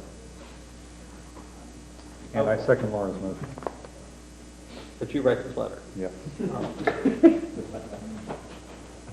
She has to do the following. Okay, so the motion is that we ask county council to advise the Midcoast Community Council of the ramifications of county ordinance section 6133 and subsequent actions by the California Coastal Commission and its relevance to building on substandard or non-conforming lots. Did I get that down right? Non-conforming. Substandard or non-conforming lots. Yeah. Call the issue, Joe. All in favor? Aye. And meanwhile, we're going to have planning and zoning do further research on this, if they choose. Is that right? Well, you're not going to be at the next planning and That's right. That's why I'm glad that you're going to be doing that next week while I'm out of the country. What, seriously though, what do you think P&Z should do with it? To help me draft the letter, if you want, Okay. since it's your motion. Okay. So much for item number 2. It's 8:40. This was supposed to begin at 9:20, You should share all of it. which means we're ahead of time by 40 minutes. May I make a suggestion? What? You know, I just recently took a class, and they did all sorts of studies on people's attention span, and what they discovered is that after 45 minutes, the attention span drops into the dirt without a break, and so for this entire class, every You want a 45 cigarette, minutes, don't you got a 5-minute break. Cigarette break. We'll have a cigarette break for 5 minutes. Oh, that's PC. That's PC for me. I don't smoke. Perhaps you'd like to hear this, Leonard. This is on the recommendation to fill the vacant council seat. Did the other candidate ever appear? Negative, no, I didn't see him, her. I have a resume from him, Dan Jones? Mr. Jones, but I never met him.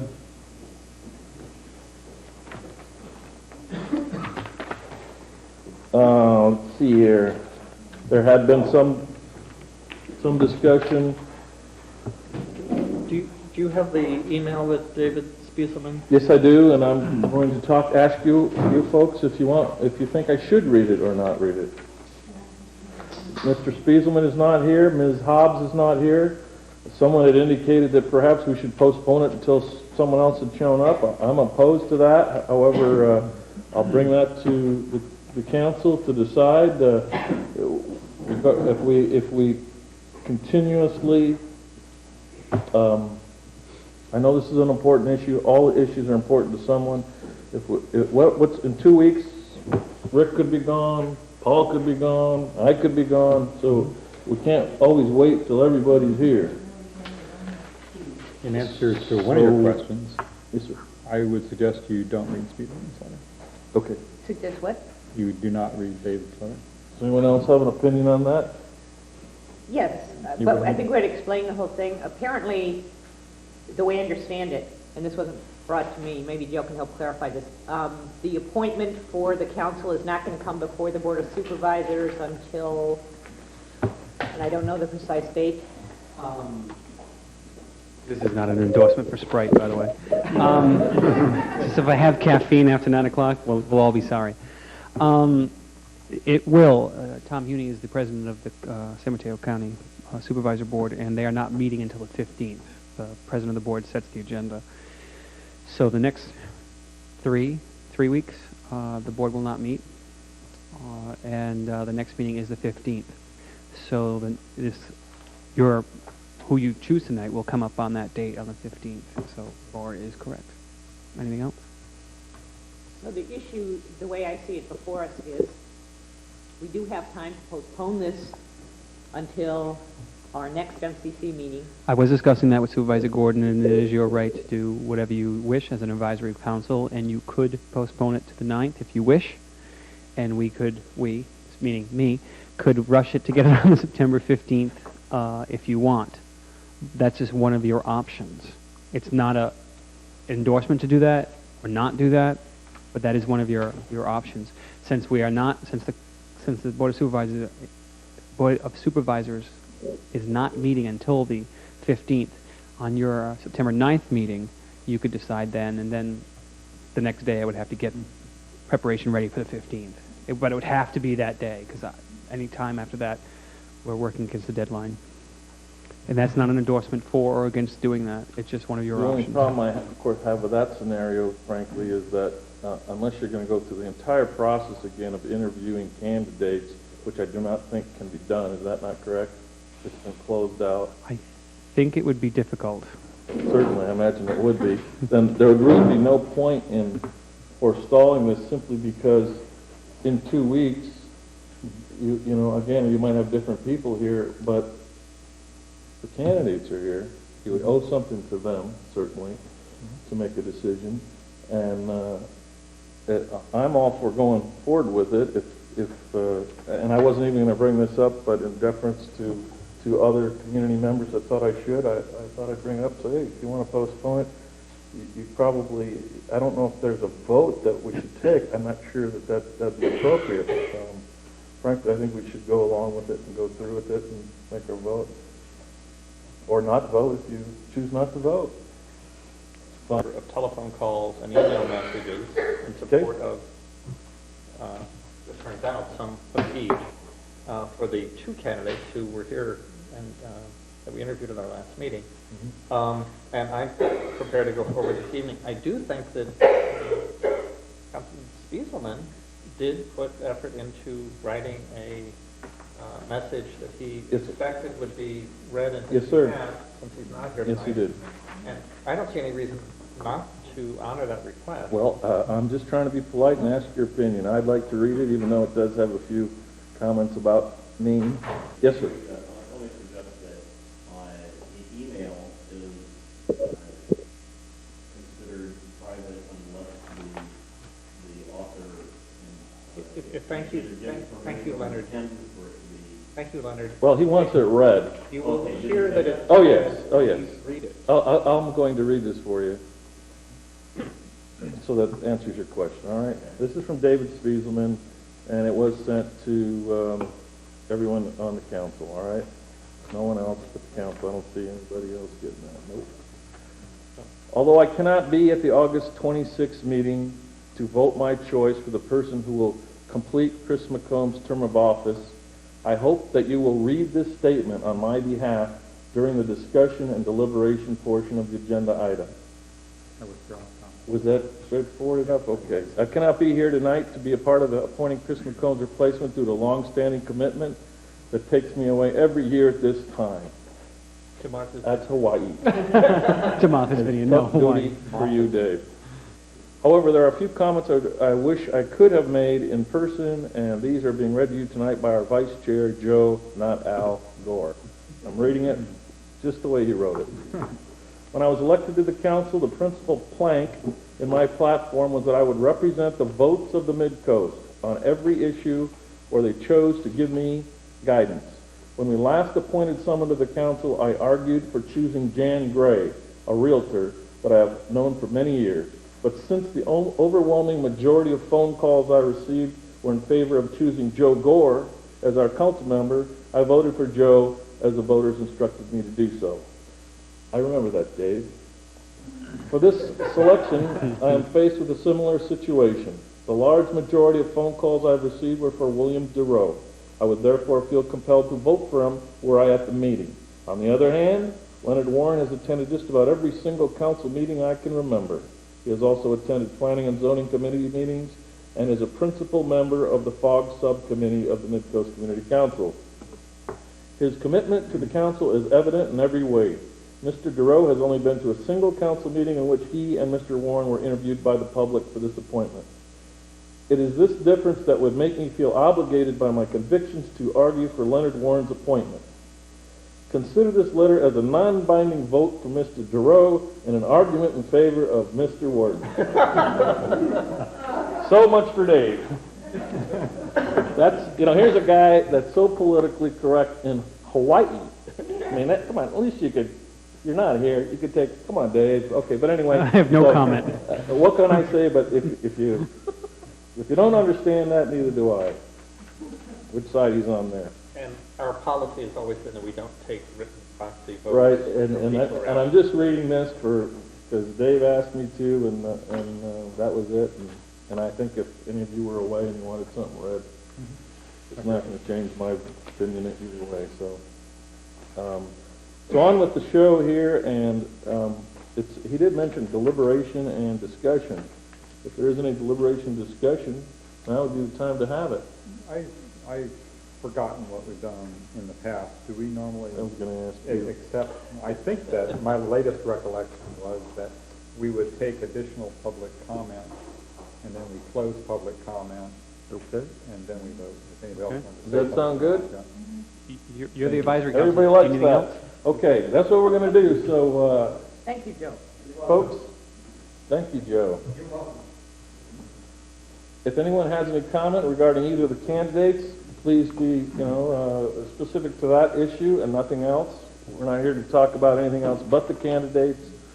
You're more than welcome to hop right up to the microphone, state your name and your opinion, and since we're a little ahead of time, I won't say 2 minutes, but if you get too long, I'll use the time up shot. Okay, there we go. That's fast enough, huh? I'd like to see the council postpone this until the full council is present. I don't think this is the right time to select a person. I think the full council should be present, and you do have time to do that, as the supervisors meeting is not going to be until 3 weeks from now, 4 weeks from now, and it gives time for that to happen.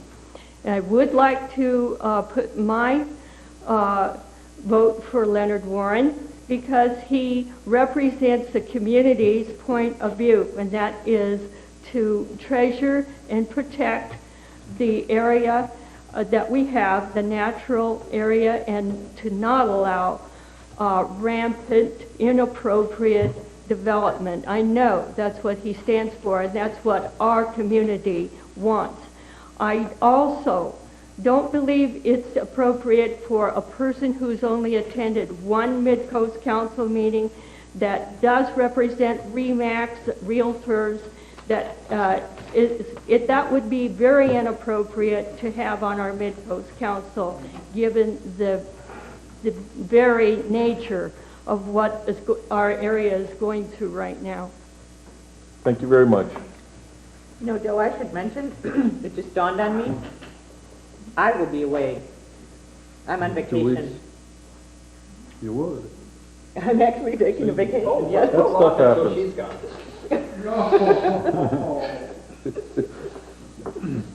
Well, would anyone else like to speak? Yes, sir, go ahead. Yes, I'm Julian Fisher, and I live in El Granada.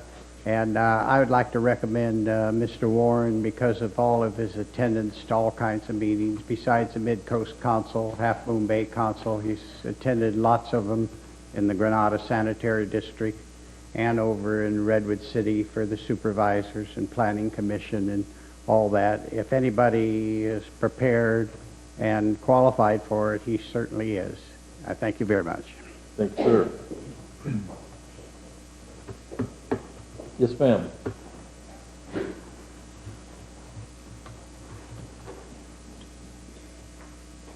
Hi, Fran Pollard, Del Granada. I just will repeat what the other two just said. I, too, vote for Leonard Warren. I think he's been very consistent in coming to all the meetings. He's very involved. He's got the ear and the voice of the community. I think he has a lot of good ideas and input, and I think he deserves to sit on the MCC. Thank you. Thank you.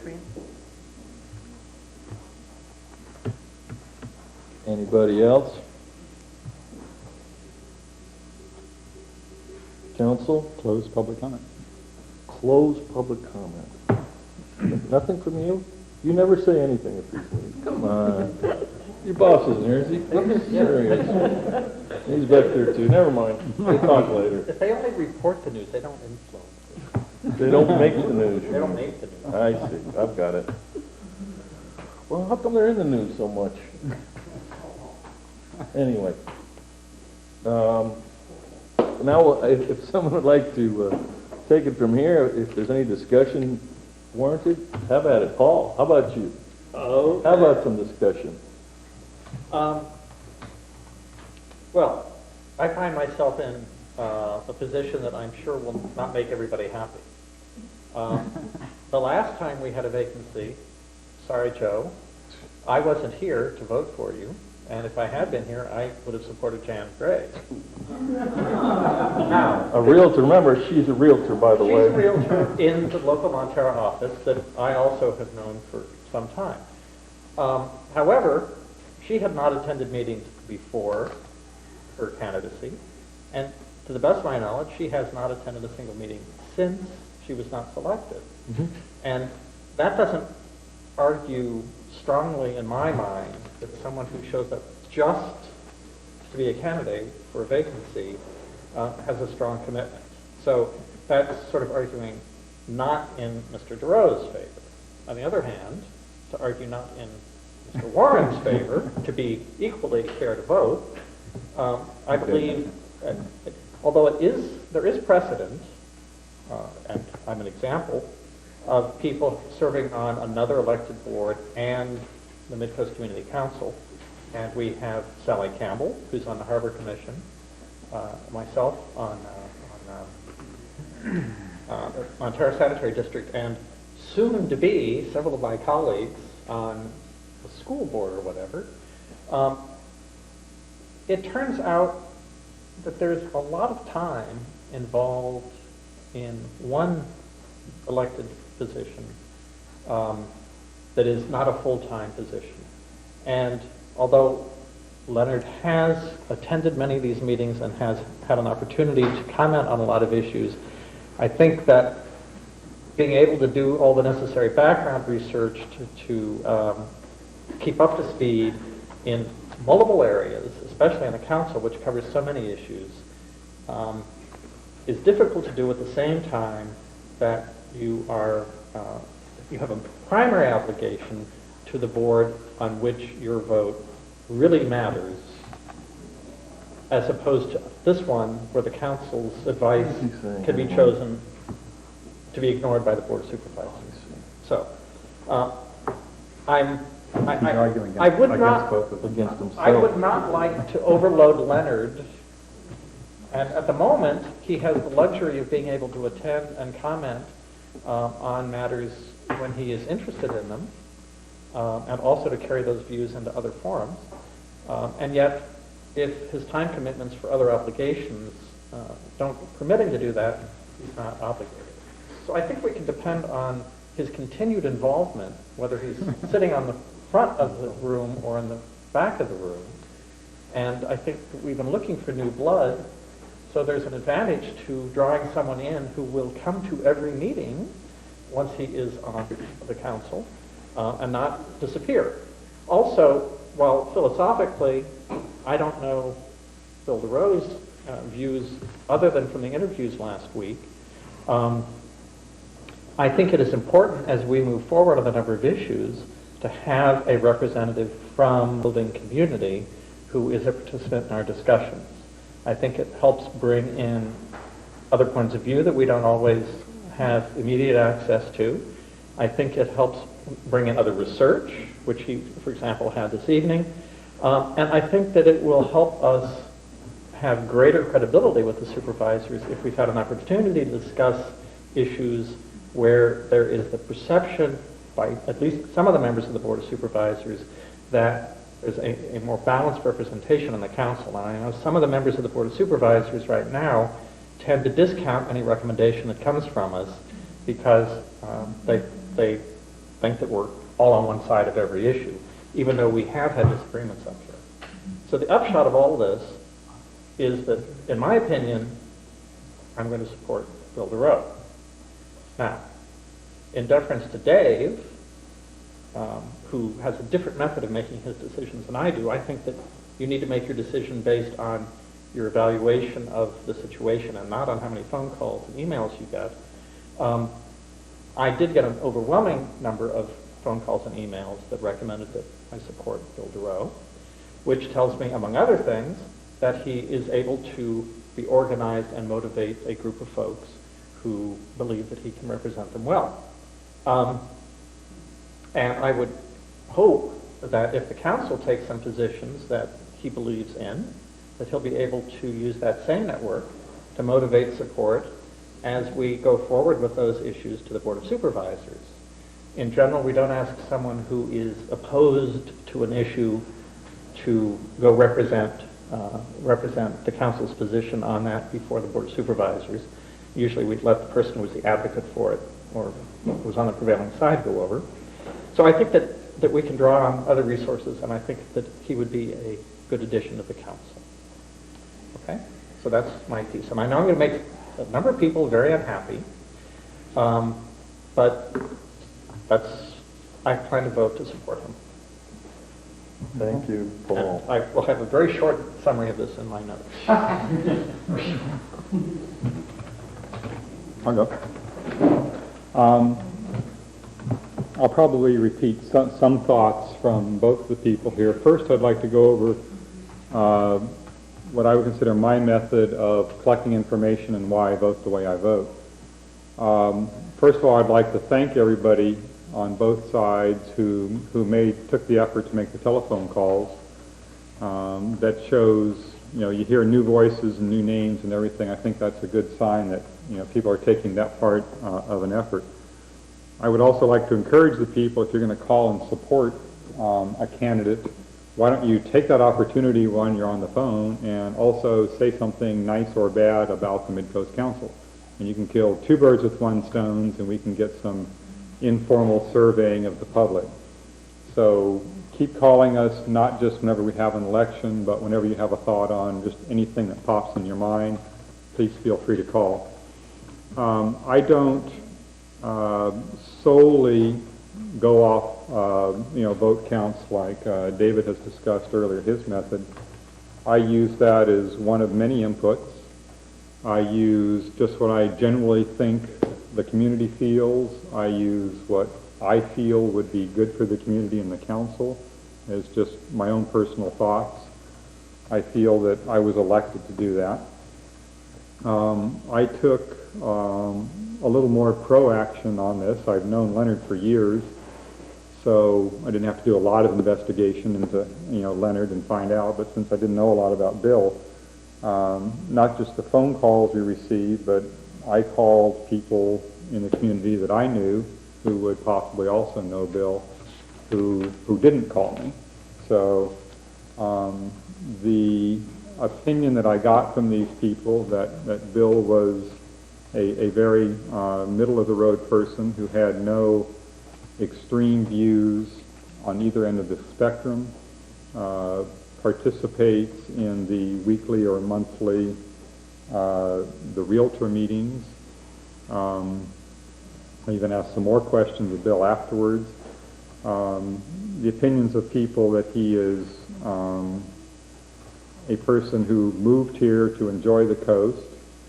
He is not, I wouldn't say a developer realtor of that stereotype, and got some confirmation of the comments he made while he was here during the interviews that he is a person who tries to get consensus on conflicting on conflicting issues, which is usually everything we have here.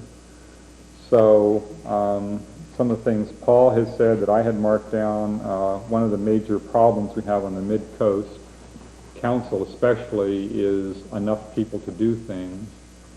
So I like the thought of bringing in more people who could possibly bring even more people in to work on committees and things like that. So after mulling that over, I decided that I would also cast my vote with Bill, because I think he would be another good addition to the council who will help us out with opinions that he can give us that we may not be getting directly from the public, can carry our messages to other realtors and the Board of Supervisors in addition to us. And I think he would be a good asset for the next 14 to 16 months he'll be serving. So I'll also be casting my vote for Bill. Thank you. I'm last. No, you're next. He's chair. Nice try. Okay. First of all, nobody called me about Bill, and now I'm feeling very left out. I got, the majority calls I got were for Leonard Warren. I will not be as verbal as these two previous gentlemen. As far as how I make my decisions, I don't count phone calls. I certainly put importance on people calling me. Obviously stimulates thought, and I certainly look at that, but I think I was elected for my judgment. And so to say X amount of phone calls is a majority, is a difficult concept for me. What actually swayed me, and although I wasn't at the last meeting, so that both of you know, I did watch the tape of the meeting. The fact that Leonard got 400 votes when he told people not to vote for him held a lot of weight with me. Also the fact that Leonard has been to the meetings. Leonard has even come to the P&Z meetings, which I have a very difficult time getting the current council to come to. So that wins a lot of points with me. And Mr. Doherty, you get the award because you come to every one. And they're not easy meetings to go through. So with that said, I'm casting my vote for Leonard. Bless you. So, are we voting here? Well, if Or you'd it like- seems like everybody just voted. Well, if you'd like to share the reasons for the vote, you're Yeah, I don't need to otherwise share. just call for the vote. I'll call for the vote, since we certainly don't need any secret ballots here. All in favor of Mr. DeRoe as, well, granted, this has to go to the Board of Supervisors, of course, and they need their approval, so this is a recommendation for Mr. DeRoe to be the next councilman. Raise your hand, say aye. Aye. Aye. In favor of Mr. Warden to be the next council. All right. On this issue, yeah. On this particular issue. Congratulations, sir. I'd like to thank the candidates, of course, as is appropriate, for coming out and showing your interest in our, see everybody. You want to hang out with the budget. Joe? And Yes, sir. Does Bill still need to meet with the board subcommittee that's doing the interviews? I believe not. I will check. And Bill, if you want to give me a call tomorrow, you have my number. We can talk about that. He will, excuse me, he will come in front of the board at the September 15th meeting, and then they will do what they did to Rick, right? You came to the board, didn't you? I can go on record as the only person who was tough. That's what. Well, I know, but I wasn't going to bring that up. But you know, whatever. I'm proud of that. And so they'll make their decision. They'll vote and say yes, we agree with you, or no, we don't. Okay. All right. Thank you. I'm proud of it. you'll have to explain that. Tell me about that one. Okay. And Joe, we can tell you if he's been here at the meeting on September 9th as well. I'm sorry, I missed that. We can tell me if he's been here September 9th? Yes. even though he won't be officially appointed, we want to make sure he participates. So you're manipulating him into coming to the September 9th meeting? Is that what's going I'll let on? you know if you get into the P and Z meeting. There you go. Please call me and let me know his every move. We'll be tracking you. And that's right. That's right. We'll be tracking you. Yeah, that's fine. I mean, the next step will be that I'll have to put him on for September 15th, and then the board will vote. And don't forget the card. What cards? Cards.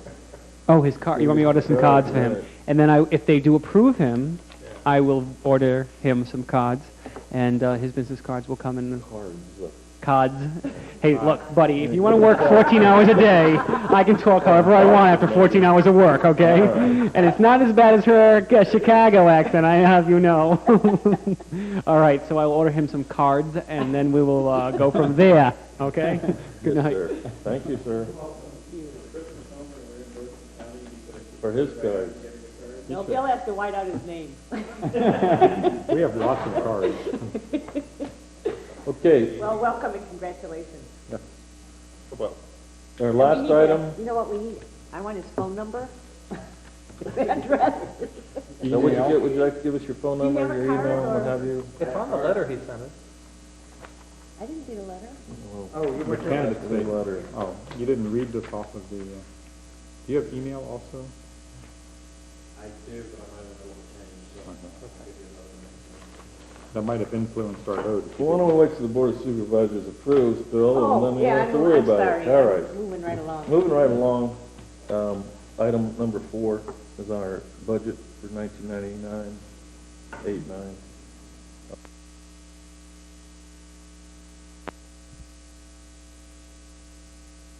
And I had always thought that the copy machine was aside from the $3,000, but people keep telling me that's not the case. So we had a really expensive copy machine. Think of it as the $600 free amount of money to use during the year. That's what we're getting. I don't know anything about copy machines, but is this truly the most cost-effective method of handling this? This Oh, just showed up probably. one day in a phone call, and We're someone lucky to said, have Joe, open the door, the copy machine is sitting Yeah. outside. I mean, I don't want to lose a copy machine, but I'm wondering, is it not cheaper to purchase one, or? Oh, mimeograph machine, I doubt it. In my experience, they're very expensive. The leases are pretty long. They're obsolete in no time, and I'm going to guess that perhaps if this thing blew up, you wouldn't want to pay for it in 2 years. They're ridiculous. The crappy copying machine in DSD has for $5,000. Oh, okay. Yeah, Put so it in perspective. kind of lucky to have it in a way. Leaves us a few bucks left over for a party or something like that. Maybe they could open a Kinko's.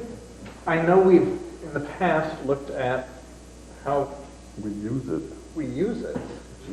And I know we tried a log for a little while, but I think that Oh, I don't have the patience for that. but none of us have the patience for I that. have to rate you copy, no. But I know we've gone through, well, we went through a full case, which is 5,000 sheets, in a couple of months. And I'm, you know, I don't know about what we're. I'll keep a log then, I mean, if you... Of course, I'm guilty of it because I come in with a dozen or 15 copies of the notes for the meetings and things as well. Let people print those from their email. How about we don't distribute unless somebody asks for it? Okay, we could certainly reduce, reuse, and recycle. How about we do what? I'm sorry, I didn't hear you. How about if we don't give just people copies unless they specifically ask for one?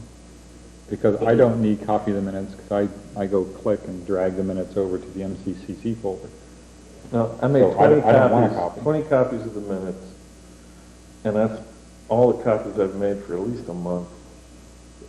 The frank part is P&Z makes tons of copies. We Not take- me. In fact, I don't even copy our agendas. I use a flipboard. Oh, yeah. Well, who the heck's making all these darn copies now? It's Nobody's sort making of a them here. mystery. I went in one day and people were making copies on yellow because the white papers ran out, and it wasn't that long ago that we got a whole case of white paper. Maybe we could ask everybody, or do we? Well, I know who's making the current copies. I know I make some, but No, I mean, We're I talking haven't- hundreds now. We're talking hundreds. we're talking Hundreds. thousands.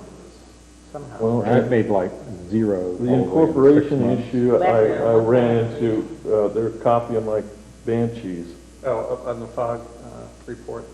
No, of flyers.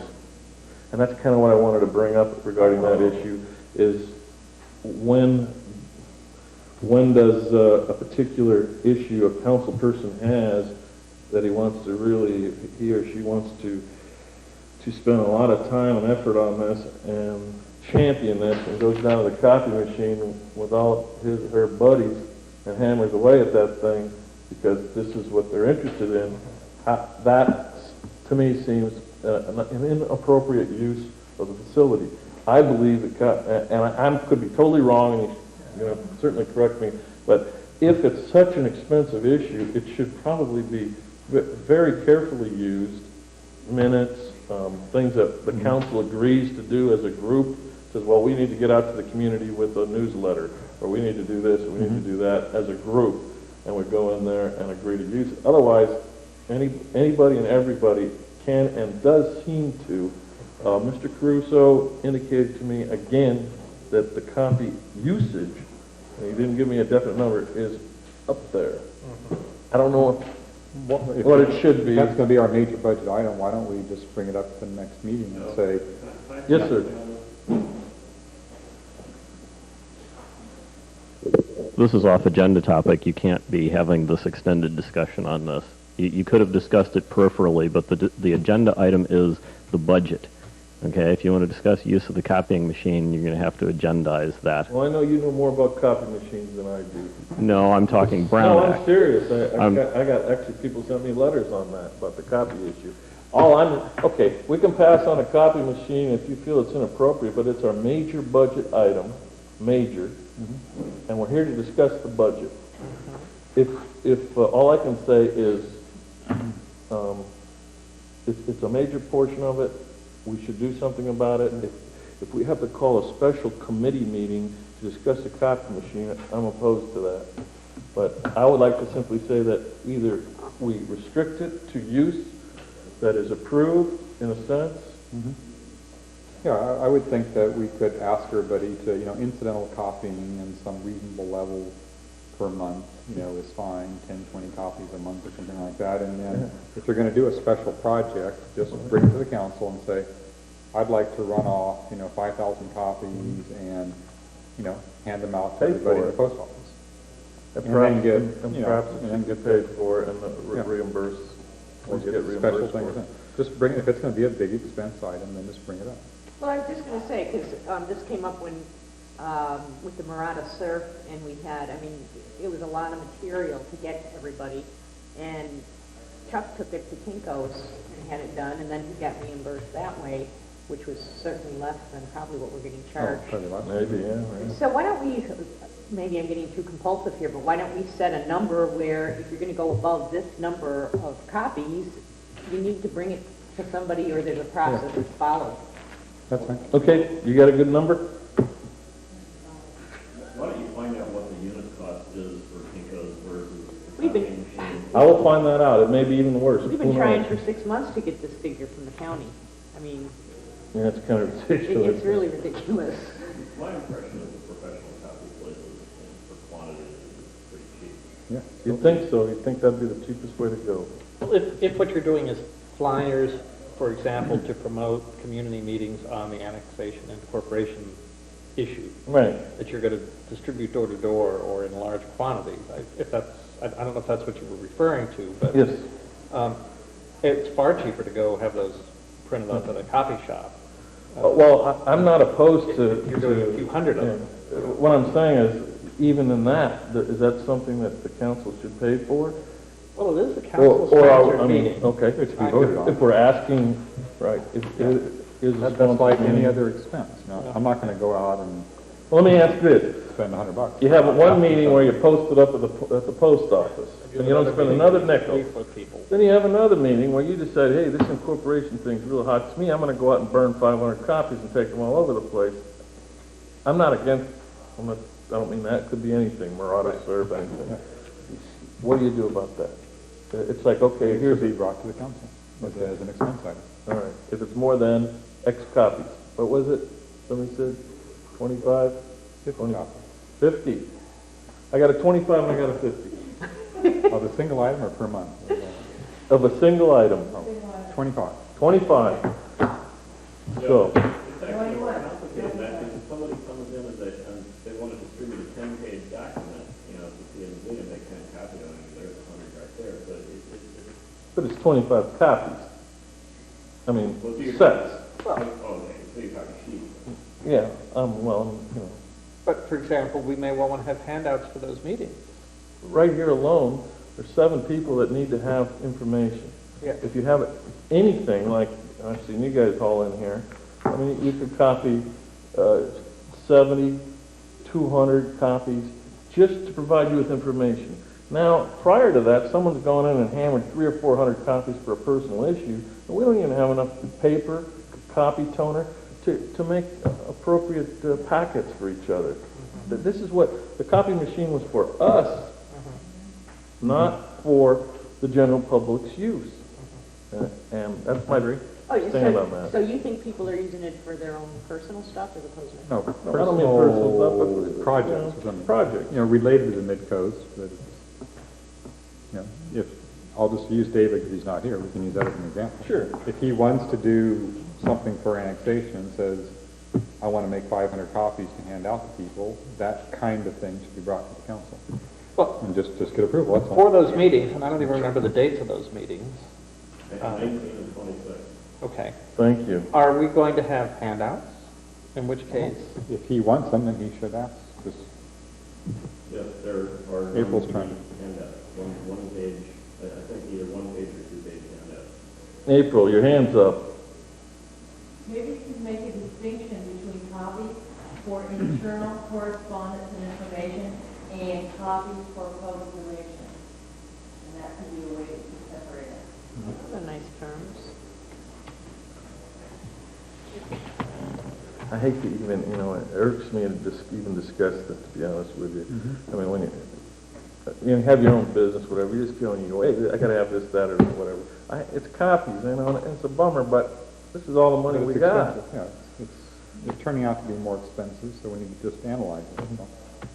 So, Why don't you start defining what a copy machine is, those things, you really need that many copies. well, I agree with you. It's, you know, when you see some of them go to waste, you realize where your money's going, or our money's going. No, I'm serious. Okay.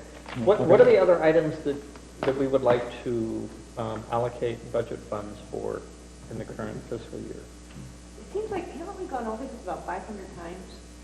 Well, Yeah. it's an item, was the item on the agenda, Before, wasn't it? Or Well, was that last year's? that was what we were going to That ask was- for, I think.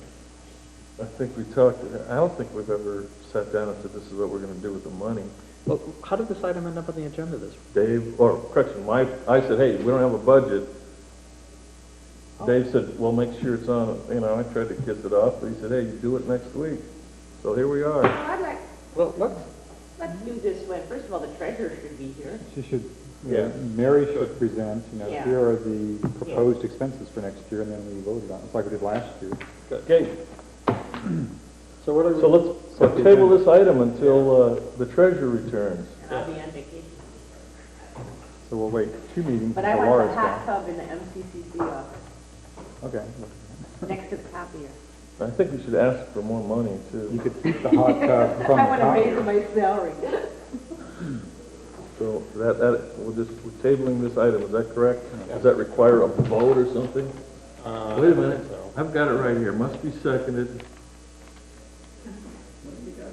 I've got my how to get things done at a meeting, and from Robert's rules. But Robert's rules do not apply to this. I know, they don't, but my rules do right now. And I say that you're gonna I'm gonna table this. Yeah, I second your. Okay, see? Now, since that's the last item, and there are no other future urgent items for us to discuss, Well, what do we have for the September 9th meeting? We have the consent agenda item, no, you're going to call the special meeting for the 29th. for September 29th? Yeah, the candidates. Candidates night, Special. approval of the Or candidates. Dave's going to call it when he gets back. Do we need to have that approved? Oh, that's right, we need to have that approved, that's right, okay. Oh, and she wants money. She She just wants copies. There's one other issue I forgot Yeah. that I would ask you to consider. We've had two different procedures of running these meetings. One was the index card with the written down questions that then the moderator read the question and asked the candidates. The second way it's been done was for people to line up behind the microphone and ask the questions directly.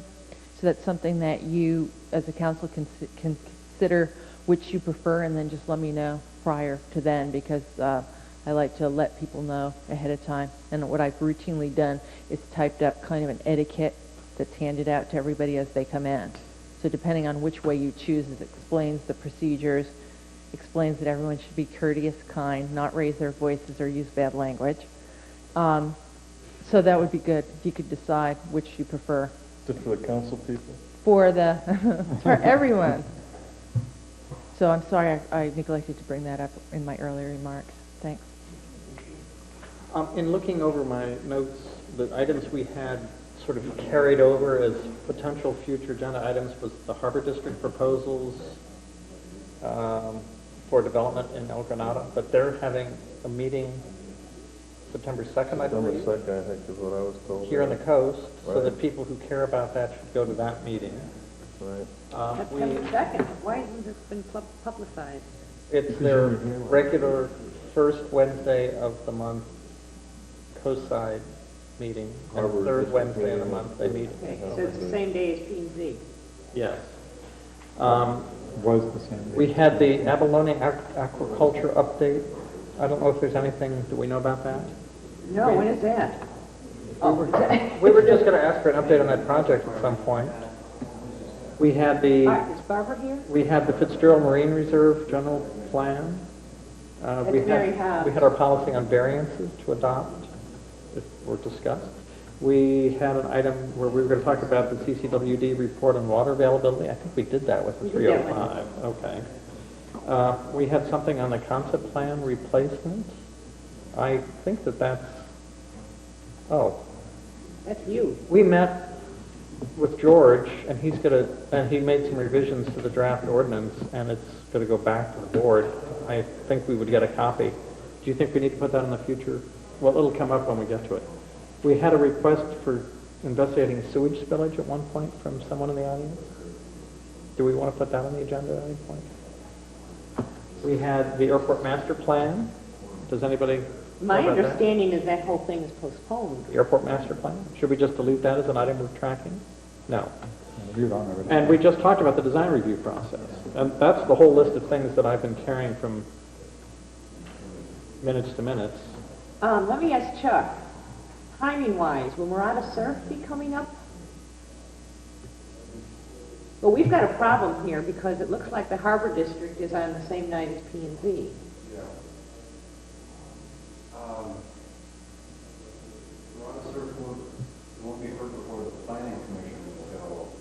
Oh, that's October. I've still got the September date in my mind. Okay.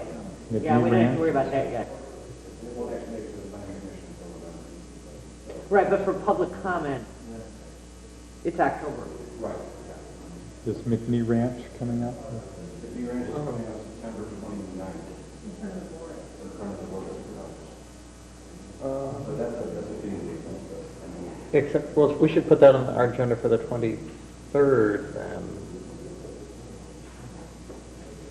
We begin to discuss strategy, or what are we going to do? Or on the 9th. I'm assuming the final will just forward and previous letter from the council.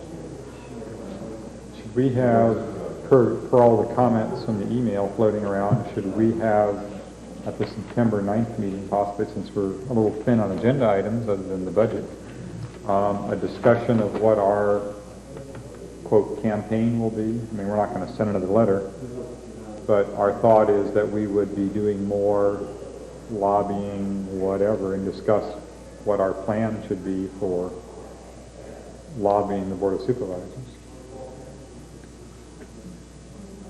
Maybe that's a P&Z committee thing. We're talking about McNee Ranch? Yeah. Lobbying for that? Sierra Club is organizing all of that. I got a call from Julia Bott. I'm on vacation the 2 days, but they're looking for people, from my understanding, the 15th and 16th were the dates she had mentioned to me, where they They wanted me to come to, they've got appointments set as far as I know. I don't know with which specific supervisor, but Is the Mid-Coast Council going to do anything, or are we just going to say, That's up to us.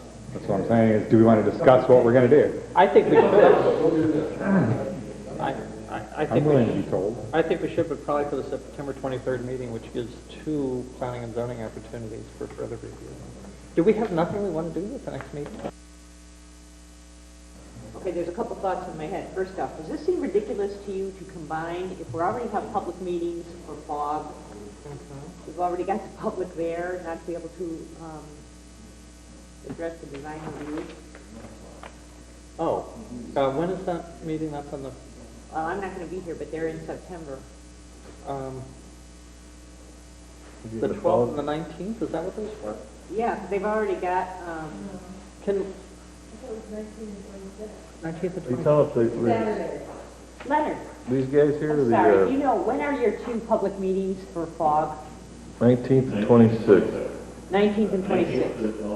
Assuming David has actually gotten confirmation on the date, I think that he has. So September 19th should be El Dorado School, and September 26th should be Farallon View. That's correct. How Exactly far what would it Leonard be said. to consider tossing in the design review topic since we've already got the public together? We figure out a way that we can collect Means input. it's a meeting? Okay. Yeah. That sounds like a little bit of a mixture. Got the 2 hours pretty solidly. I wouldn't do mapped that. out. He wants to reserve a lot of time for public input. The bulk of the time with the public input, that's the whole purpose of the town hall meeting, is to get people in there to tell us what they think of the issues so that we don't go off in our own direction. I wouldn't combine it. Okay. You know, if we're having these special meetings, I, for one, would not be terribly disappointed if we omitted the September 9th meeting. Wow, is that a new concept plan that no one's ever thought of before? Well, and I won't be here. Why don't we She won't declare be it? here. Why don't we declare it A to holiday? be a holiday because Like of the Labor Indian Day? thing that's coming up? Labor Day. Ooh, I like that. We don't usually I'll meet go the for week that. of Thanksgiving, and we don't usually meet the week of Christmas, so we could declare this to be a non-meeting for Labor Day. Wow, and that would be really cool for me as the current chairman to get us no meeting. Well, Right before this gentleman comes, and he doesn't even have to come to the no meeting. That's okay, we can bring him to, You'll be here anyway. What's happened before, Joe, on occasion when people didn't have agenda items, they said at the discretion of the chair, if he happens to want to create something between now and then, you know, something Yeah. pops up, then he Well, would do when's it. Dave coming back? Certainly before that meeting. Well, I'd I mean, if we certainly, really don't have any really agenda. items. Yeah, and that budget thing certainly has to wait. So I would say at this point that because of all the and this, we're gonna have a lot. We've got a lot of to meetings. do. What the heck, that we should, what was the proper phrasing be for that? What's the canceling meeting? How do you cancel a meeting? we could omit a meeting. We can postpone a meeting to the next meeting. Well, we could postpone it to the 12th. We could make the 12th be our regular meeting, and we could have other items on the agenda that way, which would satisfy Laura's request to be able to discuss, The 12th, I'm not sure what I'm sorry, saying. not the 12th, the 19th. I'm totally losing the 12th here. 19th, 26th. We meet on the 2nd and 4th, so that's the 9th and the 23rd. Correctamundo? We meet on, right, the So 9th and the 23rd. We're normally. postponing the 9th meeting to the 23rd, No, or we- the no, we- 9th meeting to the 19th. 19th. No, that's a But that's, pause. so you're saying, And we could postpone the 23rd to the Saturday after that, if we're going to use up our Saturdays. I just say we propose the 19th to the 23rd. In other words, we're not gonna have a meeting. No, the 9th to the 23rd. The 9th, not the 19th.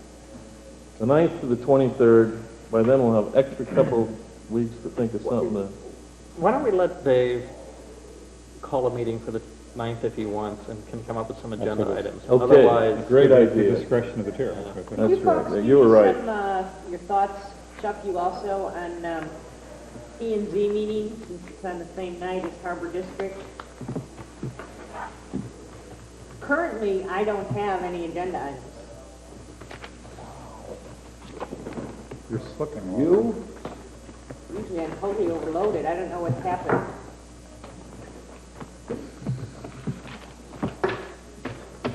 I mean, there's certainly planning permits to deal with, but I mean, I can do those over the phone with folks, or maybe Chuck will meet me at Joe's place. Why don't we adjourn and turn the camera off and discuss this maybe? Well, I don't know if it affects you guys too. Oh, okay. No, we can talk about it. Oh, okay, sure, that's fine. Okay, does someone want to make a motion to adjourn the meeting? We need a motion, we decide, I move that we adjourn. I second it.